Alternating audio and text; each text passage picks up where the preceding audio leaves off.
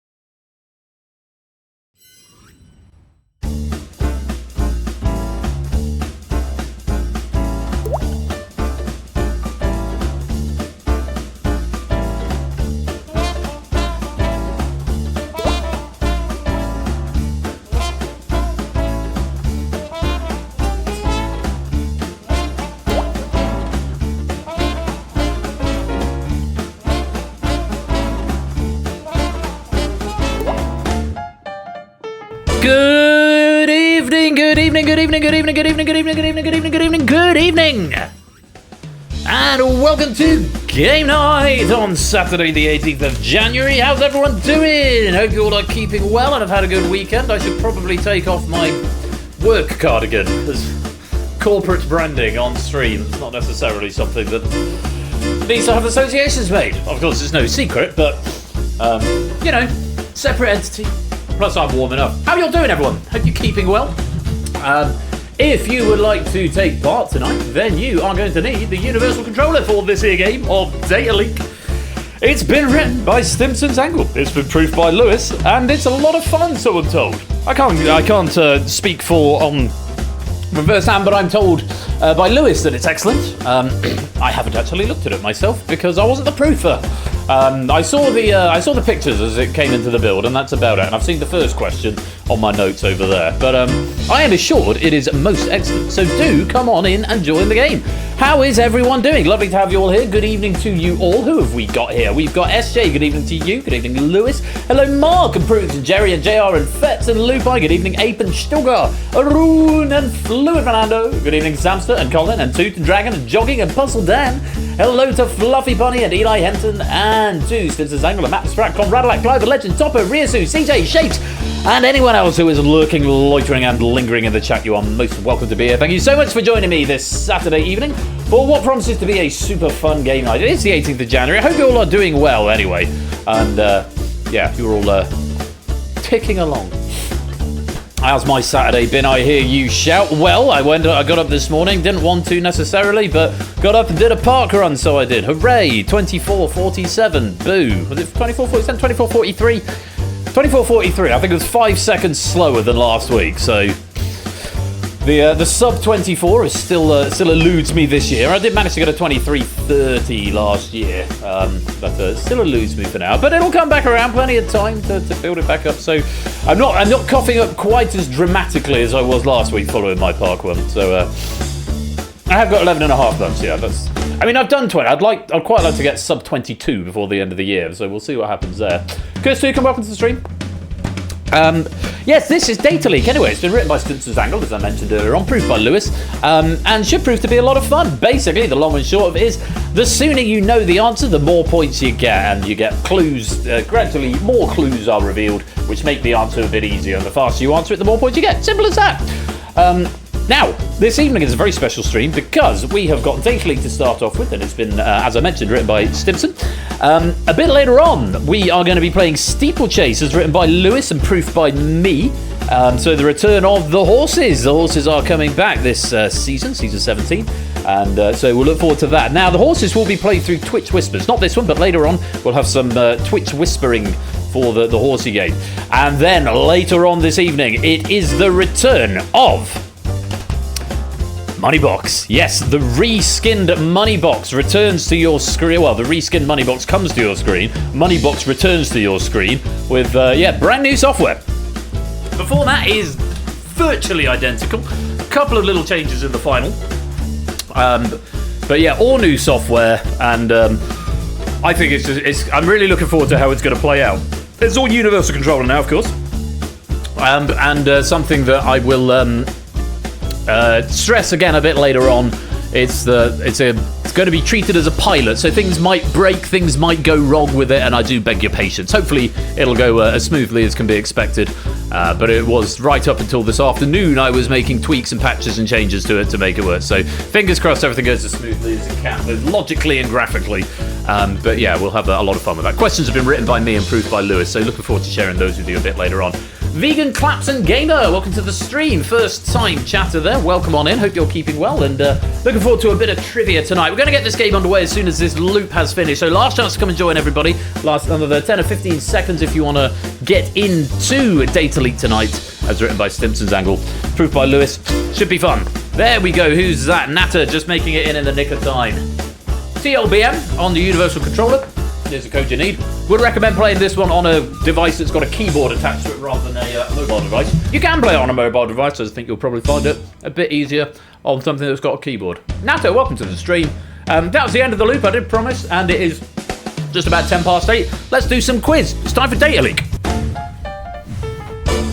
As I explained earlier on, that's how to play. Solve the puzzles as quickly as you can. Clues revealed every 10 seconds. The fewer clues you need, the more points you win.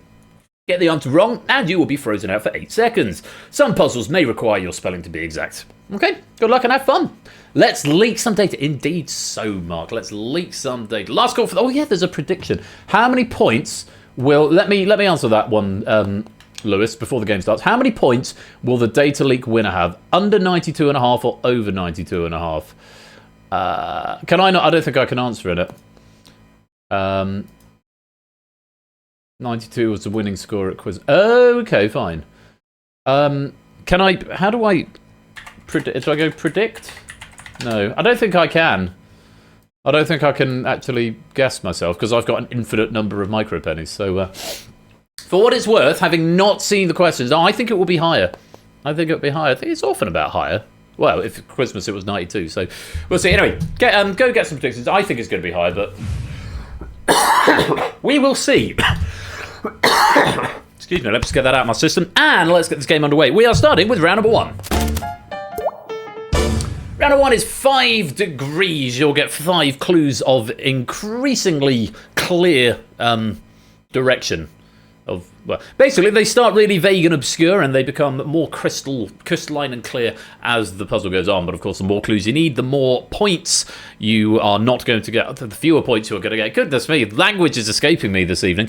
If you think you've got a hunch, you might as well have a guess. You can guess at any time you like. If you've got a hunch, you might as well, it's worth typing something, and you get frozen out for 8 seconds if you're wrong. But you can then come back in. Basically, it freezes you out for the duration of 1 clue, pretty much. But it is a fixed time of 8 seconds rather than when the next clue appears. Hashtag English is hard. Yeah, don't forget to get your raid messages in. That's our first one tonight. English is hard from Stilgar. Proceed your chat message with a hashtag, and the control centre will log them, and I'll pick my favourite later on for 100 pennies, and that'll be our raid message. So, it's 5 degrees. Here's our first puzzle, and we're looking for a landmark. Welcome on in, Malcolm Owen, and here's our first for 5. It was originally 146.6 metres, or 481 feet, high. For 4, it used to have an outer layer of white limestone. Here's our first solves for 4 coming in. Well done, well done, well done. If you're getting points here, here's another one for 3. It is one of the 7 wonders of the ancient world.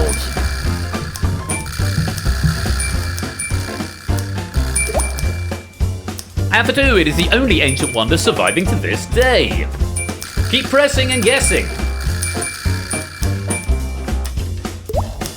And for 1, the Great Sphinx of Giza is just minutes from this Egyptian landmark.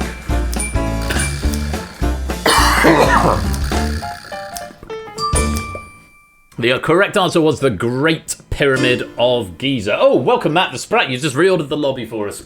Welcome on in, welcome on in. There's a couple of ones not quite getting through the spell checker there. Pyramids, unfortunately, didn't quite make it through. Pyramid of Giza as well. Nile. Pyramids of Giza. I have to say, we were quite charitable with the options. Great Pyramid of Giza, Great Pyramid, Giza Pyramids, Khufu Pyramid, the Pyramids, Great Pyramid Giza, Giza Pyramid, the Great Pyramid of Giza, the Great Pyramid of Giza, Pyramid of Khufu, Pyramid of Cheops as well. Lord Vader of Cheam. BC, welcome to the stream, dude. So there was a lot of generosity in the options available there, so if you didn't get it through the spell checker, well, what a shame. Never mind, still plenty more puzzles to go. Let's drain that puzzle and we'll go on to the next one. Just to let you know, most of the limestone casing was removed for use in other building work by the 19th century. In removing the casing, the pyramid's height dropped from 146.6 metres to 138.5. It's the only one of the 7 ancient wonders still standing. The other wonders, the Colossus of Rhodes, the Lighthouse of Alexandria, the Mausoleum of Halicarnassus, Temple of Artemis, the Statue of Zeus at Olympia, and the Hanging Gardens of Babylon, which is the one that's speculated never to actually have existed. So the only one still standing as well. The Great Pyramid is also the oldest of the 7, and the Great Pyramid of the Great Sphinx of Giza is just minutes away from this Egyptian landmark. Great Pyramid built for King Khufu around 2550 BCE is the largest of 3 pyramids on the GLZA plateau. Oh, what? Glizza plateau. That might be a typo in the notes there, possibly. Yeah, 2550 BCE is when that was completed. Interesting. Oh, Giza. It might be, yeah, Giza. I was supposed to get it. Is it supposed to say Gaza? Oh, it's a capital I. That's all it is. It's like Gaza's not in Egypt. That's somewhere else. Giza Plateau. And so my brain just went to sleep or something. But yeah, 2550 BCE. Anyway, let's move on, shall we? Let's move on to another puzzle. Puzzle number 2. We're looking for a TV show. Pyramids of Gaza. For 5 points, this British science fiction show was first broadcast in 1965. Absolutely everyone typing Doctor Who. No, that was 1963. For 4 points, Busted provided an original track for a 2004 film reboot.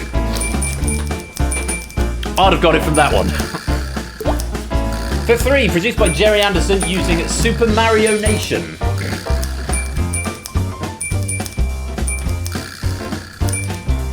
And for 2 points, its main characters were named after the Mercury 7 astronauts. That I did not know.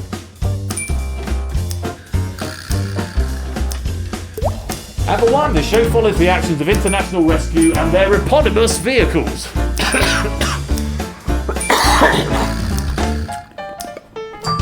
That's the Thunderbirds, or the Tanderbades, as I used to write them back when, because I used to love Thunderbirds growing up, and I couldn't write it, and I used to try and write it out, and then realised I'd written Tanderbades, which was not the same as Thunderbirds. But yeah, Doctor Who was 90, so almost everyone put Doctor Who on that first clue. Malcolm O, welcome to the stream, my dude, hope you're well. Yeah, Doctor Who was 1963, so it wasn't going to be that, but good a guess as any.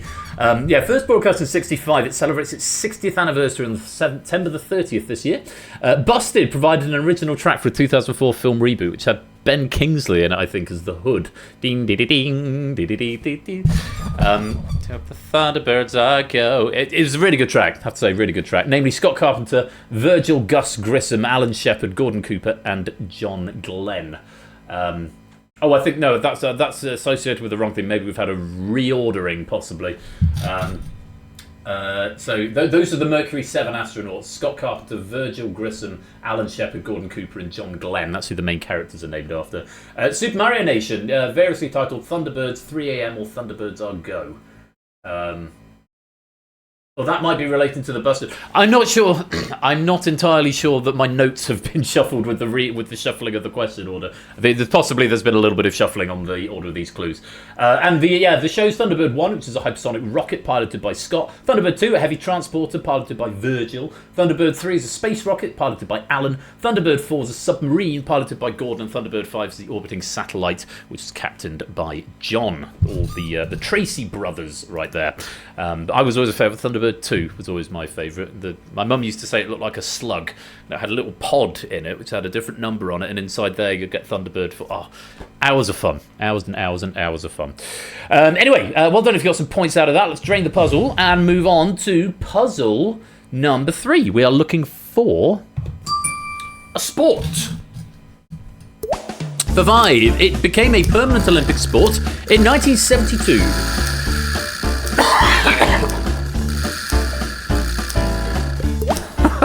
Not that, Malcolm Owen. For 4 points, France and Norway are the reigning men's and women's European champions, respectively. Cola and Shapes are first 2 to solve. Well done there. For 3, teams consist of 7 players, a goalkeeper, and 6 out-court players.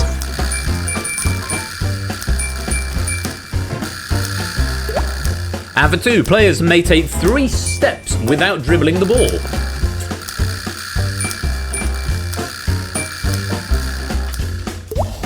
And for a single point, players score by throwing the ball into the goal. Words are important here. Throwing the ball into the goal. It's handball is what we're after. Handball. Like Malcolm Owen's first answers, because I see all of your answers that you're suggesting. Malcolm Owen suggested. Do you mind if I share what your first answer was, Malcolm Owen, or would you rather I didn't? I'll wait for your approval, just in case, but it made me laugh. So, yeah, handball. Okay. Malcolm Owen said doping scandals first. An official sport from 1972 was a doping scandal. Not that one, though. Good a guess as any.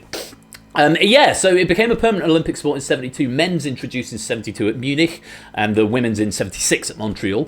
7 players, a goalkeeper and 6 out-court players. A player can hold the ball for a maximum of 3 seconds before shooting or passing. Those are all the notes that I've got for you on handball. I assume it's a bit like football, but you use your hands. It sounds a bit like netball, if I'm honest. Is it a bit like netball? Including goalball. Want all of the ball said that one. Yeah, they're quasi-free. If you make me laugh if you like. If you don't know, might as well have a punt. Make me laugh. Football, netball, crossover. Not really. Watch some then. What's next? Football. You'll never catch on. Let's drain the puzzle. And let's go on to the next one. It's puzzle number 4. We are looking for an app. Or an app. For 5. Partnered with Netflix for an ad campaign ahead of Squid Game Season 2.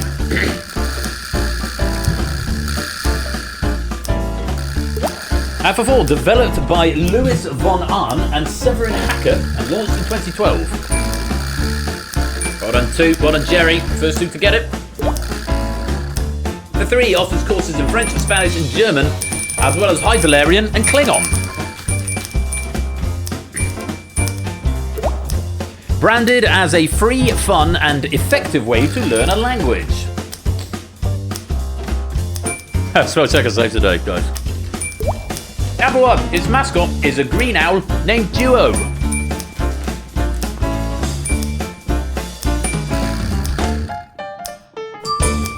Duolingo is what we wanted there, yeah. Duolingo for learning other languages. Sunny Cat, welcome to the stream. Lovely to have you here.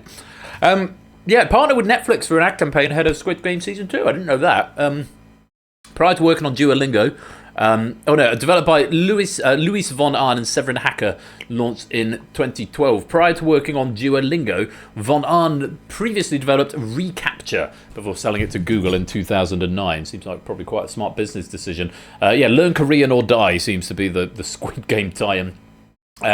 Duolingo was made green due to hackers' hatred of the colour. Duolingo's brand insists that Duo is not threatening, violent or overly creepy, despite what the internet may say. So there we go. I didn't know that. I knew it was an owl. I didn't know it was called Duo, though. But most of us getting some points out of that, so very well done. Let's drain that puzzle. A bit of a disparity in scores. 14 up at the top with Shapes down to Rias down on 2. We've got one more puzzle for you this round, and we're looking for a year. For 5, Canada holds its 45th federal election.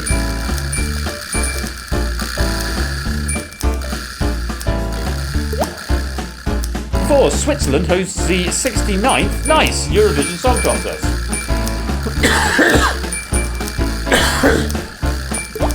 For 3, Wicked for Good releases in cinemas.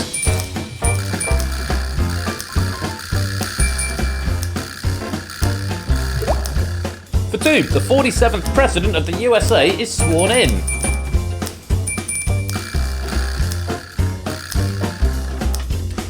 And for 1, the Britpop band Oasis hold their first tour in over 15 years.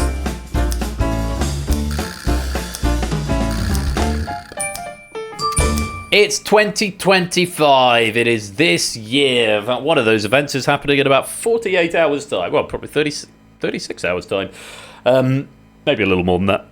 Probably 48 is probably right because American. 2025. Canadian elections must be held every 4 years, but can be called early. Their last election was in 2021. I think Justin Trudeau resigned quite recently. Was it Trudeau? I think it was Trudeau who resigned, so obviously there's another one coming up soon. And here's a message from our sponsor, Oni. It's a Monday, because that's my birthday. Well, the 20th is your birthday, is it, Oni? Okay, thank you very much for the 100 bits. Most grateful to you. Hope you're keeping well, my dude. And welcome to the stream. Switzerland hosting the 69th Eurovision Song Contest. May's contest will be held in Basel, Switzerland's third most populous city. Wicked for Good is the sequel to 2024's Wicked. It's the sequel / second part because it was always planned to be in 2 parts. I think principally because Stephen Schwartz, who's the composer, has gone on the record as saying Defying Gravity was written as a curtain closer or a curtain raiser. You can't really have Defying Gravity and then continue without some sort of break. So they needed to stop the film at the end of Defying Gravity. And here's a message from our sponsor, JR. No witty message. I just wanted to hear the jingle again. Thank you for the 100 bits. Yeah, maybe I need to reskin Google that, and then you get to hear it a bit more often in the season. But yeah, bits is the only time we hear the Google that jingle at the moment. Don't worry, it'll come back. I know it's been reskinned once, but it's going to be reskinned again. So yeah, sequel or second part of Wicked that was released earlier this year. And I have no notes on the 2-point clue, curiously.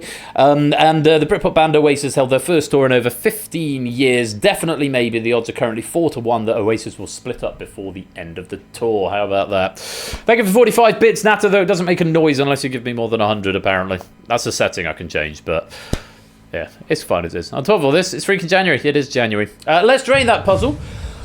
And let's just check in with the scores come the end of that round. Shapes is in the lead on 19. Brig is in second on 17. Apodo and Sam Knight, aka Sam, are on 16. DR, Cola, Mark, 2, all on 15. BC, Call Me Manana, and Larry the Loafer and QWERTY1, all on 14. CJ, Fluffy, Flyboy, Puzzle Dan, and Jerry have got 13. Jerry, Nando, Stilgar, Valorine Sinatra. They're all on 12. Nata's got 11. Ape, Lieki, and Kirstuken and Malcolm Owen are all on 10. Colin, Conradlak, Eli are on 9. Pruggs has got 8. Durgan, Fett, and Opsy are on 7. Kegler and Reus on 6. Matt on 5. Nebula on 5. And Pyro on 4. Hurrah! Let's go on to round 2. My banana. Ben, stop reading it. Valorine Sinatra. Call me Manana. What should I stop reading? Well, if there's things that I shouldn't be reading, then guys, you need to stop putting rude names as your names. Just put normal, sensible names. Like, I don't know, wild idea, your own name. I suppose it serves me right, doesn't it? For giving you the freedom to do that on the Universal Controller. Anyway, moving on. The na should be a nya. Call me mañana. Oh, call me mañana, as in tomorrow. Right, fine. Yeah, because the N, is it a tilde over the N or the A? I don't know, I thought it was about a typo of banana. I mean, the M and the B are quite close by. Call me mañana. So yeah, mañana is the Spanish for tomorrow. So call me mañana means call me tomorrow. Hear about the alcoholic NASCAR driver who relapsed. Thankfully, looks like he's turning a corner. Very good. Thought it'd be mañana before he'd got... You all are so rotten to me. I have a lot of plates in the air doing this thing. It's not easy, you know, hosting and running the software and developing the software, and this week writing questions for the software as well. I've got a lot of things going on in the head, and then I've got to read all the names, and I've got to get drunk at the same time, or drink some wine anyway. Give us a pun while the next question's running. I'll try and think of one. Anyway, round 2's the content filter. You're going to get... It's very similar to round 1, in fact, except the clues are much shorter. So you'll be given a category. It could be... I don't know, country, and then you're given a bunch of things that are in that country, and you've got to try and work out what it is. Simple as that.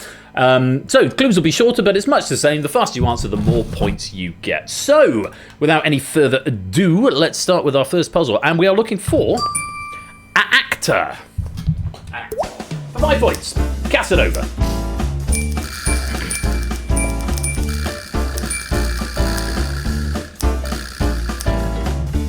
Before Huang, or Huyang, Huang. For 3, D.I. Alec Hardy.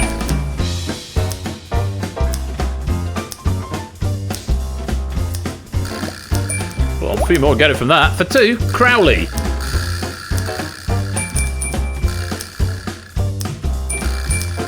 If you don't get it from that, you'll get it from this one. The Doctor, 10th and 14th.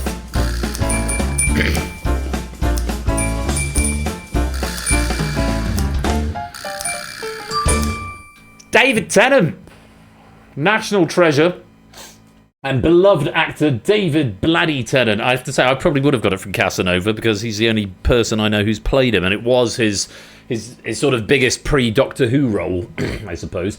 Casanova. Tennant stars as the young Giacomo Casanova in this 2005 BBC series directed by Russell T Davies. Tennant's performance led Davies to later cast him as the 10th Doctor. Hu Yang was the only one up there, actually, that I hadn't heard of. Tennant first voiced this droid in the animated Star Wars Clone Wars series, and later returned to voice Hu Yang in the live-action 2023 Ahsoka series. D.I. Alec Hardy is, of course, from Broadchurch. Tennant plays the lead detective in the fictional village of Broadchurch, 2013 to 2017. Crowley is from Neil Gaiman's adaptation, Neil Gaiman and Terry Pratchett's book Good Omens, or the 2019 adaptation of Neil Gaiman and Terry Pratchett's book Good Omens. He stars as the demon fallen angel Crowley. And of course the Doctor, 10th and 14th. Tennant portrayed the 10th incarnation of this Time Lord between 2005 and 2010, later returning for the show's 50th anniversary in 2013. He returned again in 22-23 for the 60th anniversary, but this time as a separate 14th incarnation of the Doctor. And wasn't it good? Wasn't it good? Let's drain that puzzle. And let's move on to puzzle number 2. We are looking for a city. A city. For 5. Visharad. Or Visharad, possibly. For 4, Zhizhkov Television Tower.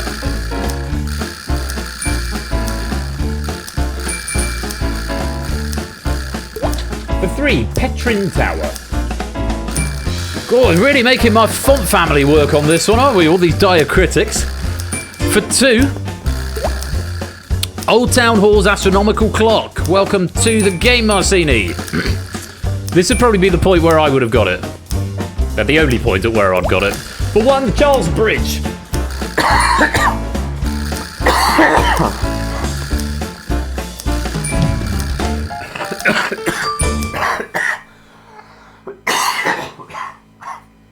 I've been fine all day. It's just starting off now.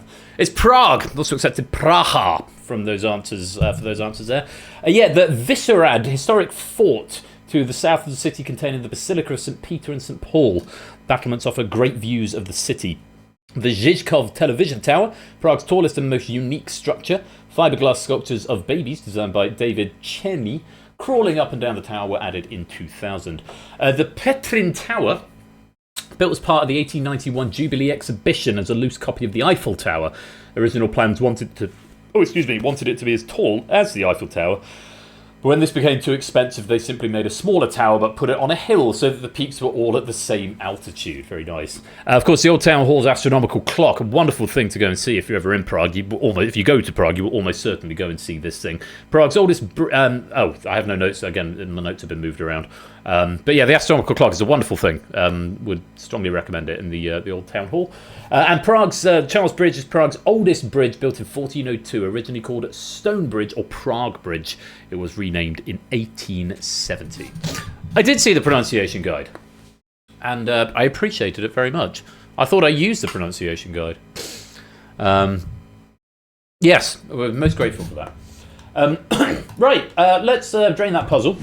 Lewis, assuming this is you on the sheet at the moment, assuming you've moved clues around, do you want to just sort of cast an eye over the next upcoming puzzles and maybe move the trivia around? Because there's quite a lot of trivia, and a lot while the clues have been shuffled, the trivia hasn't. You are trying to fix it. Good man, appreciate it. Brig, TVPA, Portugal, welcome both of you to the stream. Hope you all are keeping well. Let's move on to another puzzle. Puzzle number 3 in round 2, and we're looking for a video game series.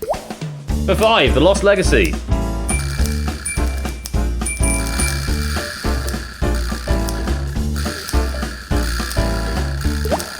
For 4, Among Thieves.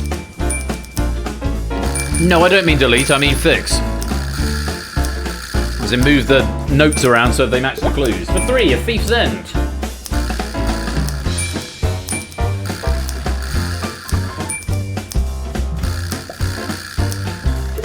And for 2, Drake's Deception.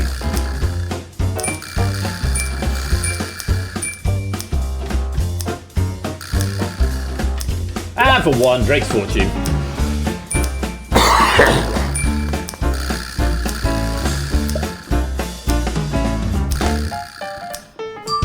Yeah, they're all Uncharted games. It sort of feels like the one where if you haven't got it at 4 points, you might struggle for the rest of them. There are a few people getting points later on as well.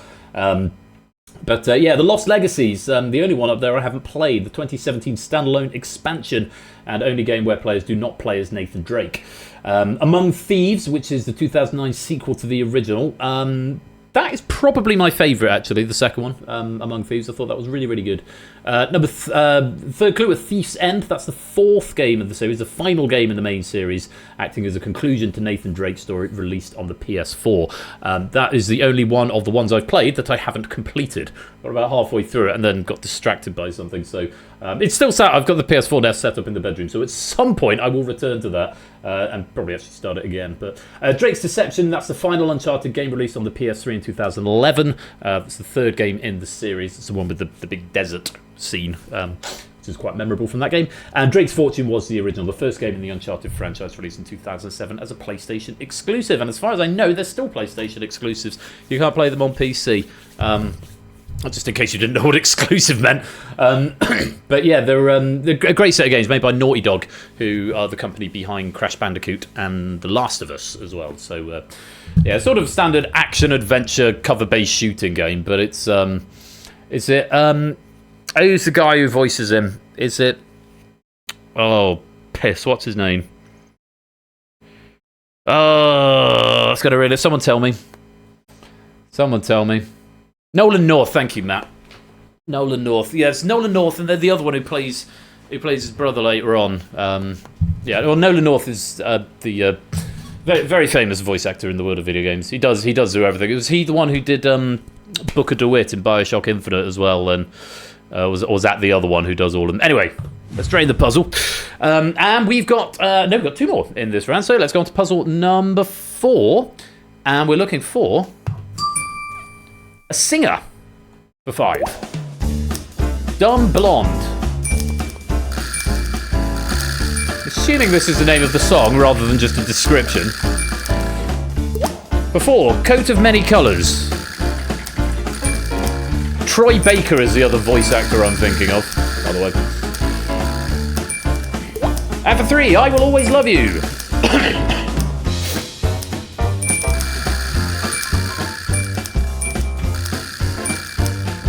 Oh, are there a few on PC now? I'll take those out, actually. 95 for 2.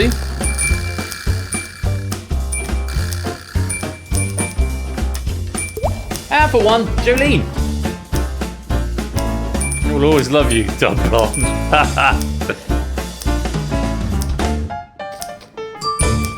Dolly Parton is, of course, the artist of all of those. Yeah, Dumb Blonde, Parton's first song to chart in the Billboard Hot Country Singles Chart. Coat of Many Colours. Due to having no paper available, Parton wrote this song on the back of a dry cleaning receipt, apparently. I Will Always Love You, originally released by Parton in 1973, later perhaps more famously covered by Whitney Houston in 1992 for the film The Bodyguard, I think. And then Jolene, covered by Beyonce in 2024 with slightly altered lyrics. Apparently it's worth a listen. Well done. If you got some points out of that, let's drain the puzzle. Dolly Parton is always the answer. No, you're thinking of Katarina Johnson-Thompson. What? It was a Bodyguard, I thought so. Right, one more puzzle in this round, and yeah, I'm been a bit slow tonight, but it's fine, don't mind, having a nice chat and everyone's friends. One more puzzle, and we are looking for a book for 5. Slim.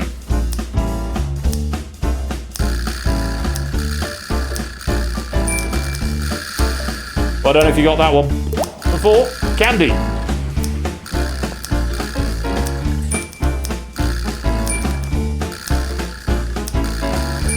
And for 3, Curly's Wife.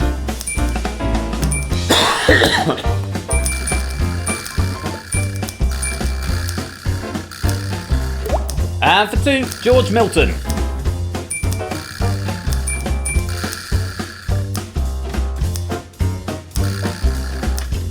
And for a single point, Lenny Small.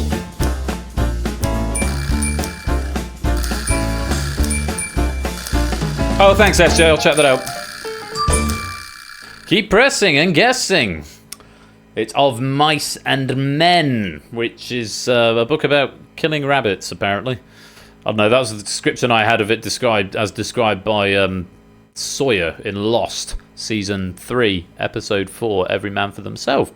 Yeah, but I've not actually read Of Mice and Men. I probably should have done, but I didn't study it. Geez. Is Of Mice and Men, is it done in this country? Is it sort of on the GCSE syllabus? Did it just not come to me that year, or is it an American thing? Tell me in the chat if you're in the UK and you did it. Yeah, Candy's an old ranch worker who lost his hand in a work accident. Curly's wife, never named, she's the only female character in the novel. And Lenny's small childhood friends with George. Lenny has a mental disability that makes him dependent upon George. You're hiding dirty mags in this. We're supposed to be reading it. No. Oh, Brig did it at GCSE. Okay. I think you should get your literature reviews from a lot. You're probably right. You're probably right. Of Alafa and Falafel. Was GCSE English Lit canon back in the late 90s. Okay. Do you not have GCSEs in Scotland, Aaron? There's some other stuff because we... Oh, you did IGCSE. Oh, you had a private education, did you, Lewis? I see. I thought IGCSE I just associate with private schools. That may not necessarily be how that went. Oh, it was state. Okay. Okay, fair enough. Were you just like really clever then? So IGCSE, I think they're the are they higher level? Only won one rugby match all year. I remember I did Animal Farm, which is why I stand it so much. Anyway, I'm rabbiting on again. It's appropriate on an Animal Farm question. Let's drain that puzzle. Check in with the scores. Also say hello. Speaking of scores, welcome Score Count and Optimath and Ad. All of you, welcome to the stream. Lovely to have you here. Hope you keep me well. Hope you're enjoying the stream. Sam's got the lead with 38. Shapes and 2 is second with 34. Ralph has got 33. Call me mañana, which means call me tomorrow, but in Spanish. The mañana part is in Spanish, and I didn't think that was anything else, and I got it immediately. And Cola are on 30. Apodo and BC and Nando have all got 28. Brig and Mark are on 27. Natter and Fluffy and Clive are on 26. Larry the Loafer's got 25. Ape's got 24. Conradlac's on 22. JR's got 21. Prugs and Dan and Rias are on 20. Flyboy's got 19. Jerry and QWERTY on 18. Eli Henton and Opsy and Stilgar are all on 17. CJ's got 16. Colin and Kirstu, Confets and Matt have got 14. Durgan, Kegler and Nebula on 13. Malcolm Owen's got 10. Pyro's got 7. Martini yet to score. Still got 3 rounds to go. Let's move on. Round 3. It's any other name. In this round, we're going to give you 5 different descriptions of the same word. Obviously, it could be the same word, but not used in the same way. That's why there's 5 different descriptions of it. For this reason, these puzzles will not have a category because they could obviously cover a multitude of different categories. So, for example, if the word is, I don't know, set, for example, well, there's lots of different definitions of the word set, but you could have a group in which a group of children study in as appointed by ability. You can have a square of something for drawing squares apparatus, a fixed period of a tennis match, etc. An Egyptian god. You get the idea. So common synonyms is the order of the day. Yes, and again, the more clues you get, the more obvious the word or words we are after will become. Just looking through this, all of them have got 1-word answers. Some of them may have variants that are 1 or 2-word answers, but yeah, 1 word is what we're looking for in all of these. So good luck to you all. Here is puzzle number 1. Need more examples to fully understand. I can't help you wait. Here's an example. For 5, fictional operator of the Nebuchadnezzar. I'll be all over this one. I've got 5 for this. Oh, I'm beating everyone to it. I feel happy with that. For 4, video game characters that can withstand a lot of damage. 3, storage vessel.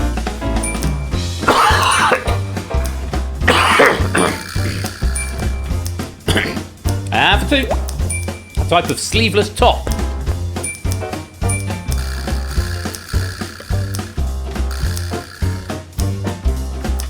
And for a single point, an armoured vehicle mounted on caterpillar tracks and fitted with a large caliber gun.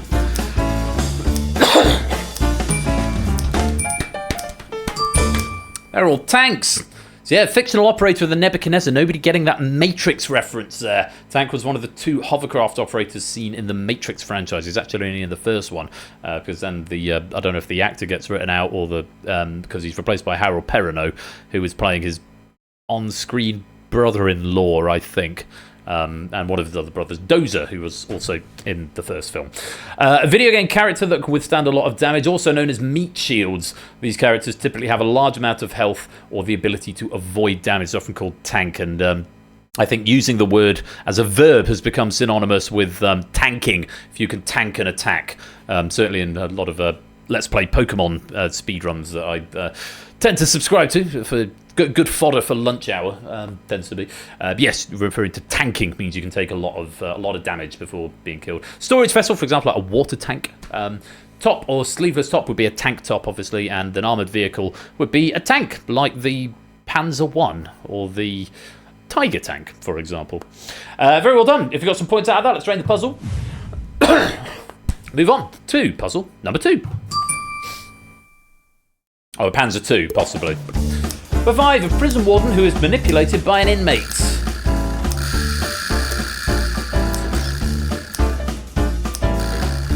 And for 4, a 2019 Kaiser Chiefs album. Still releasing songs in 2019, good lord. And for 3, commonly paired with plum sauce in Chinese cuisine.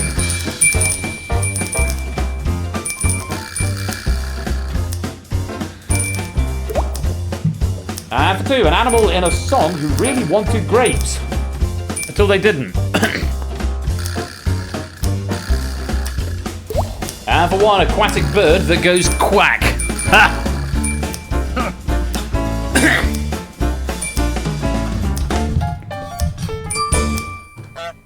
Well, that's not an aquatic bird. That's an aquatic bird that goes honk. It's as close as it comes. Yeah, duck or ducks. Also accepted the plural on that one. Yeah, Kaiser Chiefs' 7th album peaked at number 3 in the UK charts in 2019. It was called Duck, or possibly Ducks. And an animal in a song who really wanted grapes until they didn't. Yeah, Duck walked up to the lemonade stand and he said to the man running the stand, "Hey, got any grapes?" The man said, "No, we just sell lemonade, but it's good and it's fresh and it's all homemade. How about a glass?" The duck said, "I'll pass." Then he waddled away. Waddle, waddle. Then he waddled away. Waddle, waddle. Then he waddled away. Waddle, waddle. Till the very next day. Bum, bum, bum, bum, ba-da-dum. I had enough of singing that. I used to sing. I used to teach primary school. I used to go into the reception. I teach secondary school, but I used to go into the primary school and do that with the reception classes. They'd love it. They'd all sing along. Meanwhile, ukulele. The duck went up to the lemonade stand and he said to the man, etc. And yeah, aquatic bird that goes quack. Obligatory honk. Let's drain the puzzle. And move on to puzzle number 3. Midpoint of the game. Let's see what we've got. For 5, an ant infected by Ophiocordyceps unilateralis. Yeah, you get me saying that correctly without even batting an eyelid. For 4, a compromised computer used to perform malicious tasks.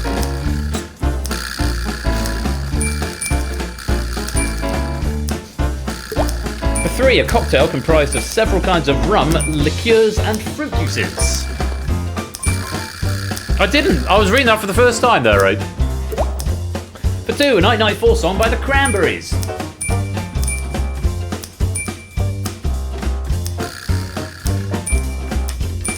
And for 1, a reanimated or revived corpse. Or a member of the undead.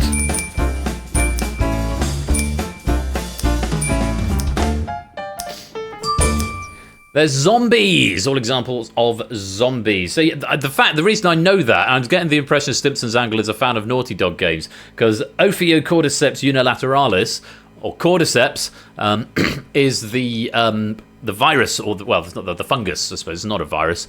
Call it a fungus because that's what you think it is, but it's the fungus that spreads like crazy in The Last of Us. Yes, Last of Us is the. Hashtag in your head. Oh yes, the fungus goes in your head and it makes you crazy. I haven't actually played the last one. I tried to play it. I played it for about an hour and I couldn't quite get into it, which is weird because I loved Uncharted. But I did see the show and really enjoyed the TV show. Just to the notes here, infection by this fungus alters ants' behaviour, effectively turning them into zombies. Infected ants leave their nests and move to the humid forest floor where conditions are optimal for fungal growth. Here the ants attach to veins on the underside of leaves and remain there until death. Fungus is also known as zombie ant fungus. Similar to a computer, a zombie computer. It's referenced in the TV show Breaking Bad at one point. And because I love Breaking Bad so much, I feel the need to mention it at any possible opportunity. Cocktail comprised of several kinds of rum is a zombie. The smooth, fruity taste of these cocktails conceals its extremely high alcoholic content. Legend states that the original inventor limited customers to 2 zombies a night to prevent them being like The Walking Dead the next day.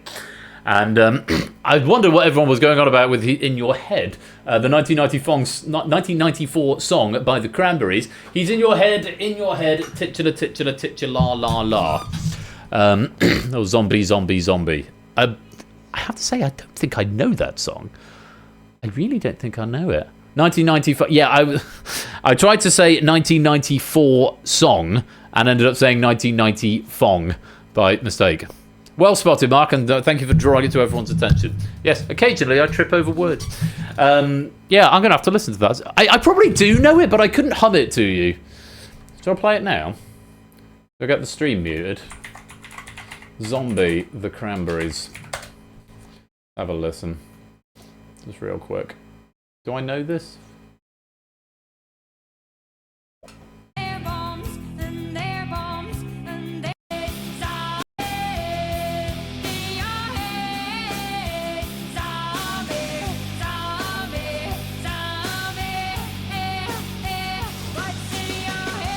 I honestly don't think I've ever heard that in my life. Honestly. Yeah, let's get the stream here. There you go. The people asked for it. Come and listen to it now. I honestly don't think I've heard it. Anyway, there we go. Well done if you got that. Let's drain your puzzle. Silent Marie, welcome to the stream. Nice to have you with us. Hope you're keeping well. 1990. Hashtag duck is not correct. No, duck was correct. Ben waddled away. Who doesn't like a naught dog? In your head. Yeah. Anyway, moving on rapidly. Puzzle number 4 in this round. Let's take a look. For 5. Method of clearing intravenous lines, typically with saline.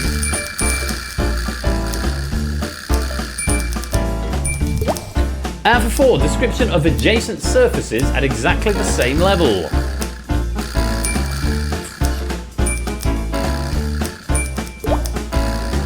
For 3, a reddening of the face or skin caused by illness or strong emotion.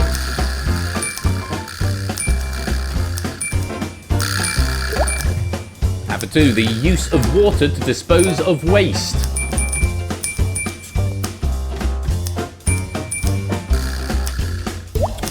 And for a single point, a poker hand comprised of 5 non-sequential cards of the same suit.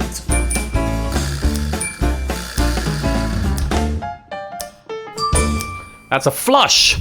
Also, the second half of my online moniker. Yeah, the adjacent surface is exactly the same. To be flush, if you've got 2 surfaces up. If you've got something that is lined up perpendicular with another surface, it's flush up against the wall. Well, perpendicular is that, I suppose, isn't it? But the edge of it is flush with the wall.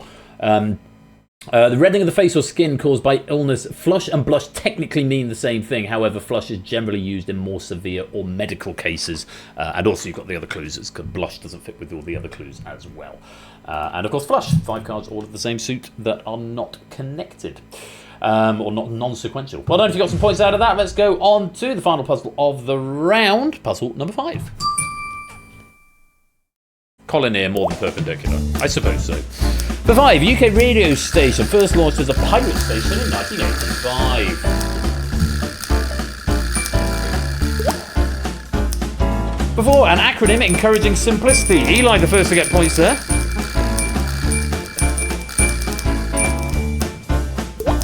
For 3, an instance of contact between balls and cue sports.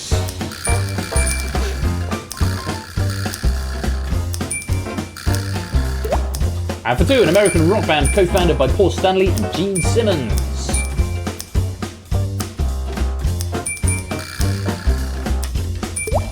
And for 1, a touch with the lips made to express love or affection or as a greeting.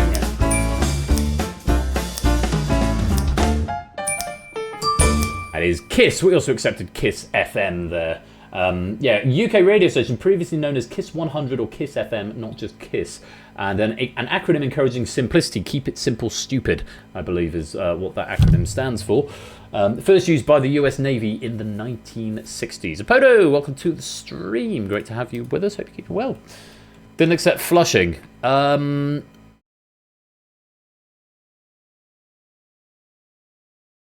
Yes, because flushing wouldn't have fit with clue number 2. Description of adjacent surfaces at exactly the same level. It also wouldn't have fitted with the poker clue either, flush or flushing.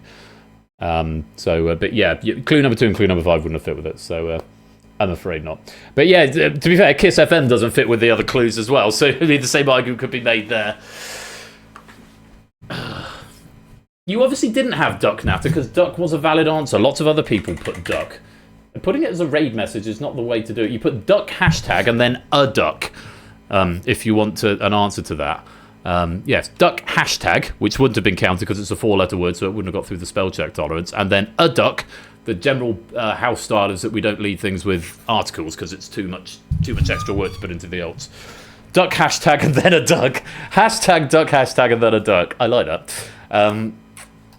So yeah, that explains why duck wasn't accepted. It was a typo. Simple as that. Right, that is the end of Kiss. And it's the end of puzzle number 5 and the end of round 3. So, Sam has a full 1 puzzle and 1 point lead at the moment with 57. Shapes in second with 51. Ralph is in third with 50. Toot's got 49. BC 48. Fluffy and Nando on 47. Cohen's got 46. Mark and Clive are on 45. Ape and Call Me Mañana, which is Spanish for tomorrow, which means call me tomorrow, are both on 44. Apodo and Brig on 43. JR's got 42. Natter and Larry the Loafer on 39. Conradlac and Jerry and Stilgar on 36. Matt's on 35. Fet's on 34. Proog's on 33. Kirstuk on 32. CJ on 30, as is Rias. Durgan and Flyboy and Puzzle Dan and QWERTY are on 29. Colin and Opsy on 28. Eli's on 27. Pyro 23. Kegler 22. Nebula 22. Malcolm on 10. And Marcini on 3. Lovely. Right, it's time for round number 4. Which is the clue chain. Basically, sort of the Wheel of Fortune style round at this point. Letters are gradually going to be added to the puzzle, and all you've got to do is fill in the gaps and solve what the puzzle is. In this round, and this round only, your spelling must be exact. So typos won't be accepted. You don't have the usual 81% spelling threshold on this. You must have exact spelling. But as before, you can guess as many times as you like. If you think you've got half an idea, might be worth a guess. It's a kiss from a duck wanting grapes. Indeed so. Yes, simple as that. Let's start. Oh, and no, that's next round, I have to say that. So, categories are back in. Let's go to puzzle number 1. We're looking for a US and UK number 1 and artist for 5.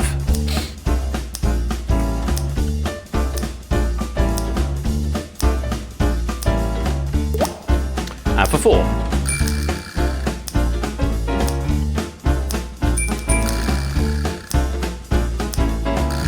And for 3.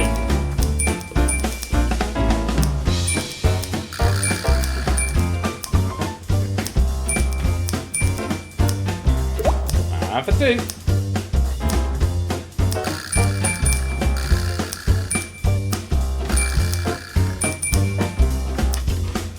And for 1.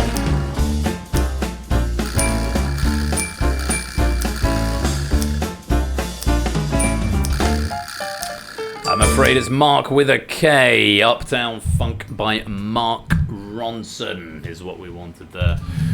Not quite sure why JR's didn't get accepted there. Maybe you might have put a space at the end of it, JR. It looks like the right spelling, but it's not, unfortunately. Mark Rondon from Flyboy, Mark Ronlun. Motown Funk by Stilgar. Yeah, not quite sure what's gone on there, but you must have put an extra sneaky character in there, unfortunately.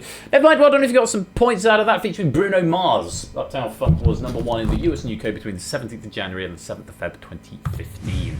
Let's try that puzzle and go on to puzzle number 2. We're looking for a sporting event. For 5.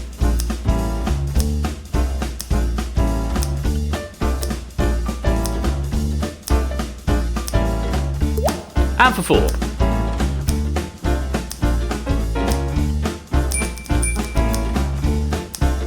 Couple of souls, shapes and a podo, well done. And Fluffy now as well for 3.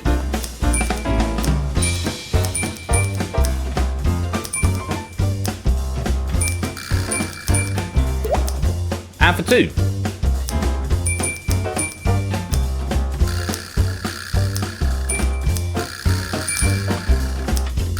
And for 1.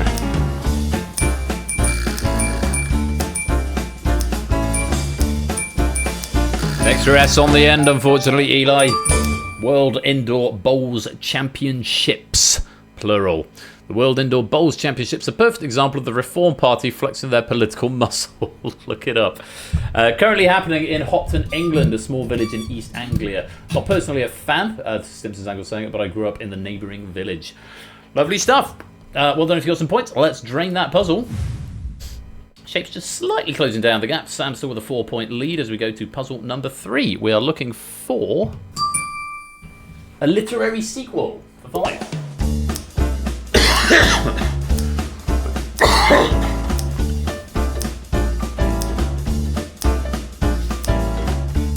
For 4. You cannot find bacon. That would fit a photo, but not the right answer. For 3.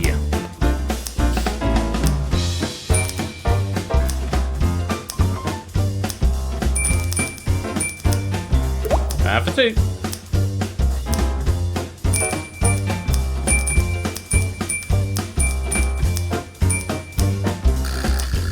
And for 1.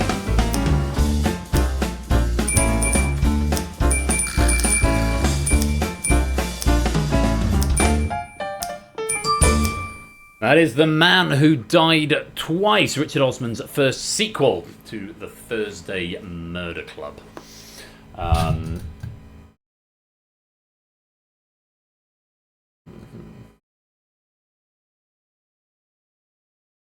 Yeah. Yes, The Man Who Died Twice. Let's drain the puzzle. Moving on to puzzle number 4. Sorry, I'm just slightly distracted for a moment. Puzzle number 4, we're looking for misheard expression. For 5. It says he gets killed twice still, guys. It just says he died twice. I've not read them, so I couldn't possibly comment.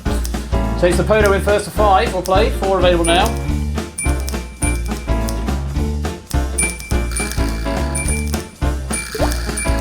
For 3.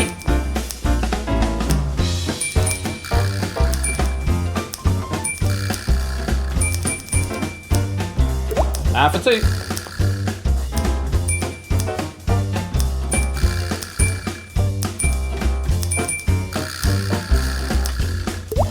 And for 1.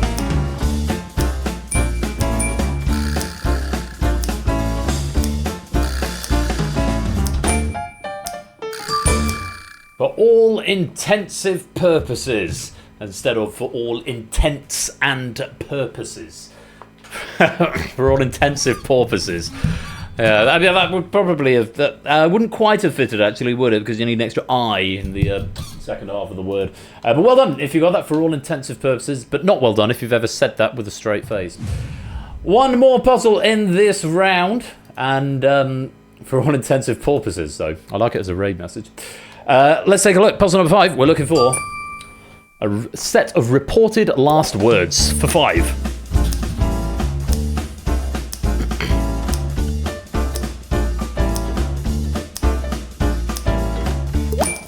For 4. Mark just coming in under the 5-pointer there, but very well played.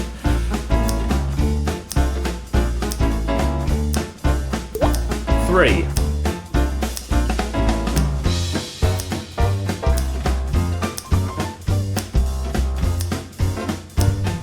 For 2.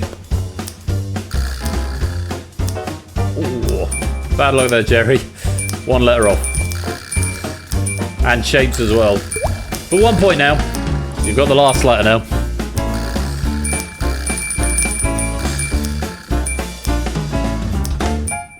Quite a few surviveds coming in there. Thomas Jefferson survives. Spoken by John Adams on his deathbed, not knowing that Jefferson had died 5 hours prior. Who was it that... it was one of the Roman emperors who said his famous last words were, "I am becoming a god. I think I'm becoming a god." Because they believed they were deified upon death and became spiritually as gods. So, yeah, I believe I'm becoming a god is not quite as nonsensically stupid last words as perhaps they first sounded. Flyboy, welcome to the stream. We're Oh, the other ones whose famous last words were, "This is not the end of me." I can't remember who it was, but that's a great set of last words. That's all the thing that people put importance on last words. You know, it's just, you know, it's babble at that point if your mind's unraveling. I think it's a line from Game of Thrones. Oh, I think it's Grandmaster Pycelle who says, "Oh, for all the importance people place on last words, if the mind unravels, they're often just as important as first words." Kegler, welcome to the stream. Nice to have you with us. More raid messages coming in. And let's drain that puzzle. Let's check out the scores. Sam's still got a 5-point advantage going into the final round. 72 over Shapes is 67. Mark and Ralph both on 63, eyeing up the bronze medal. Toot is hot on their tails on 62. Nando's got 61. Clive is on 60. Apes on 58. BC's got 57, Apodo on 56, Call Me Mañana, Mañana of course meaning tomorrow in Spanish, and Call Me Mañana means call me tomorrow, on 55, as is Fluffy Bunny, Cola's on 52, Briggs on 51, Larry the Loafer's on 59, Natter and JR are on 48, Jerry and Matt on 46, Fetz and Prugs and still got all on 42, Conradlax on 41, CJ's on 39, Kirstuken and Durgan are on 38, Opsy and QWERTY1 on 37, Rias 35, Flyboy 34, Colin and Puzzle Dan 33, Eli's got 32, Kegler's on 26, Nebula 25, Pyro 24, Alcamode on 10, and Marcini on 3. Yeah, I've done it every round, Dragon, the Manana callback, because it's just, yeah, it gets funny. What were the over and unders? 92.5 are the overs and unders, so it's looking a little more likely to be an under at the moment, but let's find out as we go to round 5. Manana means tomorrow. Yes, it does. Indeed, it does. So let's mark that one up from Jerry. Round 5, it's all a blur. In this round, you're going to be shown a picture which is gradually going to come into sharper focus. What you've got to do is literally say what you see. It's as close to catchphrase as we're going to come in these ear parts. Say what you see. At the 2-point mark, you'll get a cryptic clue, which will hopefully point you in the right direction if you haven't got that already. Obviously, because it's an image that is being manipulated by the software here, which doesn't exist inside your devices, the image won't show on your devices. The device will just tell you to look at the broadcast. So make sure you do look at the broadcast if you want to see what the image is all about. I think the clue does show on your devices, though. Now, for round 5, Simpson Angle says, I've again offered some cryptic say-what-you-see catchphrase-style picture clues. So much like Stimson Life, so I didn't realise until earlier today that actually Stimson's written for Data Leak 2 seasons in a row, which as a rule is something I tried to avoid, but I must have just completely overlooked it. So Stimson, if you're signing up for season 18 writing, you probably won't get Data Leak again, because I do try and vary it as much as I can. Now, last time, there were some mixed opinions on the use of AI for the images. There were some slight mixed opinions. I thought it was a novel use of AI. Others had a different opinion, and all opinions are perfectly valid. However, there was some mixed opinions. So this time, Stimson has hand-sketched the pictures instead. And so it is very much a say what you see sort of round. And Simpson said, please advise players at the start of round 5 to say what they see. So these are hand-drawn pictures by Simpson's Angle. And hooray for encouraging artists. Absolutely right. So it is a black square at the moment. The picture's going to come in. Also, for all the times I've been saying, I really need to tone down the flicker of that flicker pattern, I've actually done it now. I'm hoping that it's a little bit less intense when the image flickers in and out, but I guess we'll find out. So, say what you see. It's all a blur. Here is puzzle number 1, and we're looking for a ballet.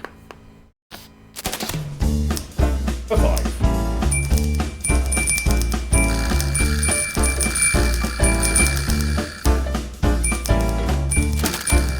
For 4.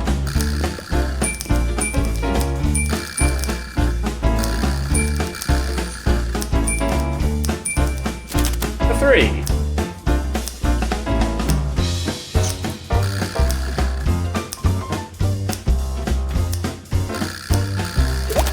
And for 2, this time it is Tchaikovsky.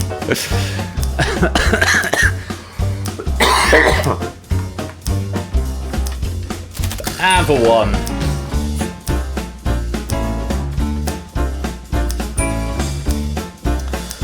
What a lovely picture. And as the lyrics of Tchaikovsky, it's Swan Lake. Yes, Swan Lake. And these are some really wonderful drawings we've got from Simpson. I'm looking forward to seeing these. And I hadn't realised until, because I exported the pack and loaded them into the game before I'd read all the notes, and now I'm seeing that these are all drawn. So I'm seeing these for the first time with the knowledge that they've been drawn by Stimpson. I love his little feet. And his tutu. Wonderful. Wonderful performance of Swan Lake there. Thank you very much, Stimpson. Lovely picture. Let's drain that puzzle. Excuse me. And repix that. That's what I say. Hopefully that's a little bit less intense. I've slowed the speed down and changed it from 4 flickers to 2 flickers. No, I like the feet of the swan prugs. The swan's feet. On we go. Puzzle number 2. We are looking for a landmark. For 5.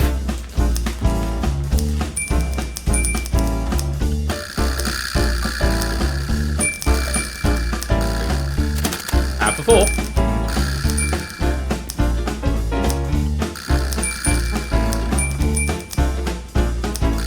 Flicker's much better, is it, Joe? Good stuff. For 3.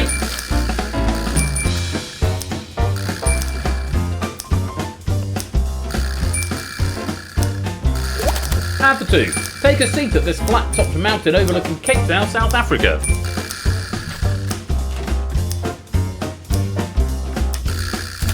And for 1.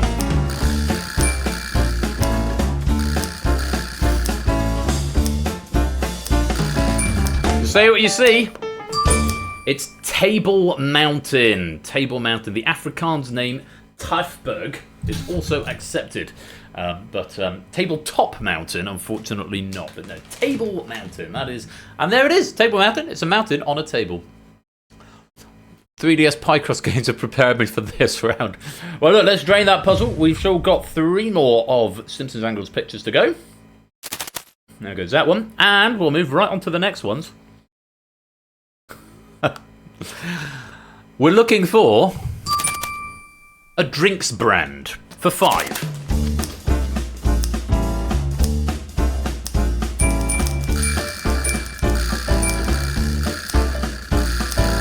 For 4.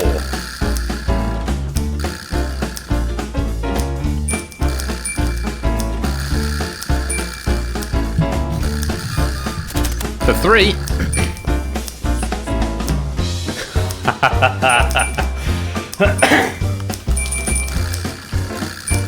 Just see where this is going. For 2.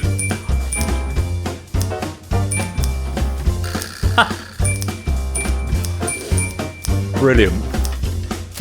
And for 1. That's so clever. Oh yeah, the clue. What's the worst that could happen when drinking this blend of 23 flavours? Sorry, oh, not bad.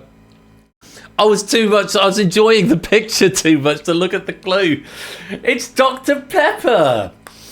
It's like it's a little pepper shaker dressed as a doctor. It's so sweet. Look at his little stethoscope and his little pepper arms and his little pepper headband, little doctory headband. Oh, he's so cute. Would you like a pepper too? I want one of them. I might dress my pepper shaker up with a little tiny white lab coat. It could happen when seeing the doctor. Like he's killed me. It doesn't like he's killed before. I have to say the artwork is really, really nice. It's a lovely touch. That's Dr. Pepper right there. Let's drain the puzzle. There it goes. We're going on to puzzle number 4, and we are looking for an occupation. For 5. ABB, welcome to the stream, my dude. Hope you're keeping well.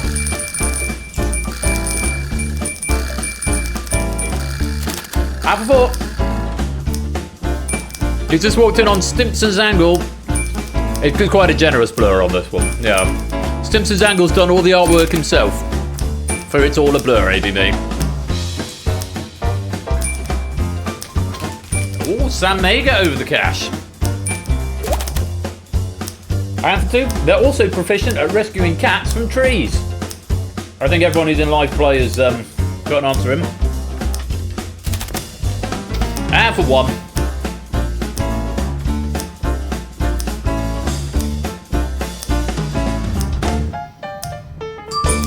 It's a firefighter. We also accepted variations: firewoman, fireman, and with and without spaces. According to catinatreerescue.com, firefighters do not typically help when a cat is stuck in a tree. Oh, the world just became just a slightly darker place for me. That's really sad. I thought they did. But that is a firefighter. In this case, it's a man punching a fire. Okay, let's drain the puzzle. Sam has got the gold medal in the bag. Shapes is looking a shoe-in for the silver. Battle on between Ralph 2, maybe Mark and Clive as well for the bronze. It's not a done deal yet. Shapes could lose out on this one. But yeah, if Sam gets this one right, then we go over the 92.5. Let's take a look at puzzle number 5. And we're looking for sports equipment for 5.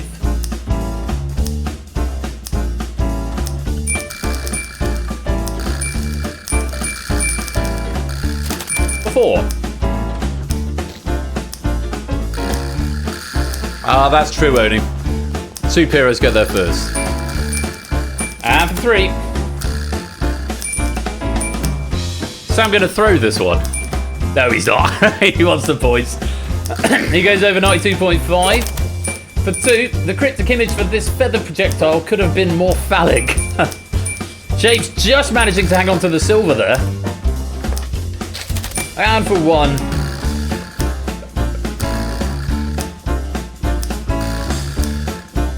Perfectly pitched indeed. That is a shuttlecock. Yes, a shuttlecock. Which is used in badminton. It's also known as something else, which was on my notes, and now I don't know where it's gone. But yeah, shuttlecock is what it was. And when I remembered seeing a rocket when I exported it in, and then I looked at the trivia just before we started playing, and I thought, oh god, I wonder what that's going to be if he's drawn them himself. And yes, I'm glad that we've gone for the animal variant of the second half of that word. Yeah, birdie or shuttle. That was it, wasn't it? Yeah, we didn't accept just shuttle just because of the nature of the picture. We did accept birdie, but if you just put shuttle, because it was pretty much a shuttle anyway, it was disallowed for that one. But most people solving one way or the. Oh no, I tell a lie. We did accept shuttle. It was on there, so maybe that got changed, which is why I can't find the note. Yes, fastest sports equipment can travel over 300 miles per hour. They are famously the fastest piece of sporting equipment. Let's drain that puzzle.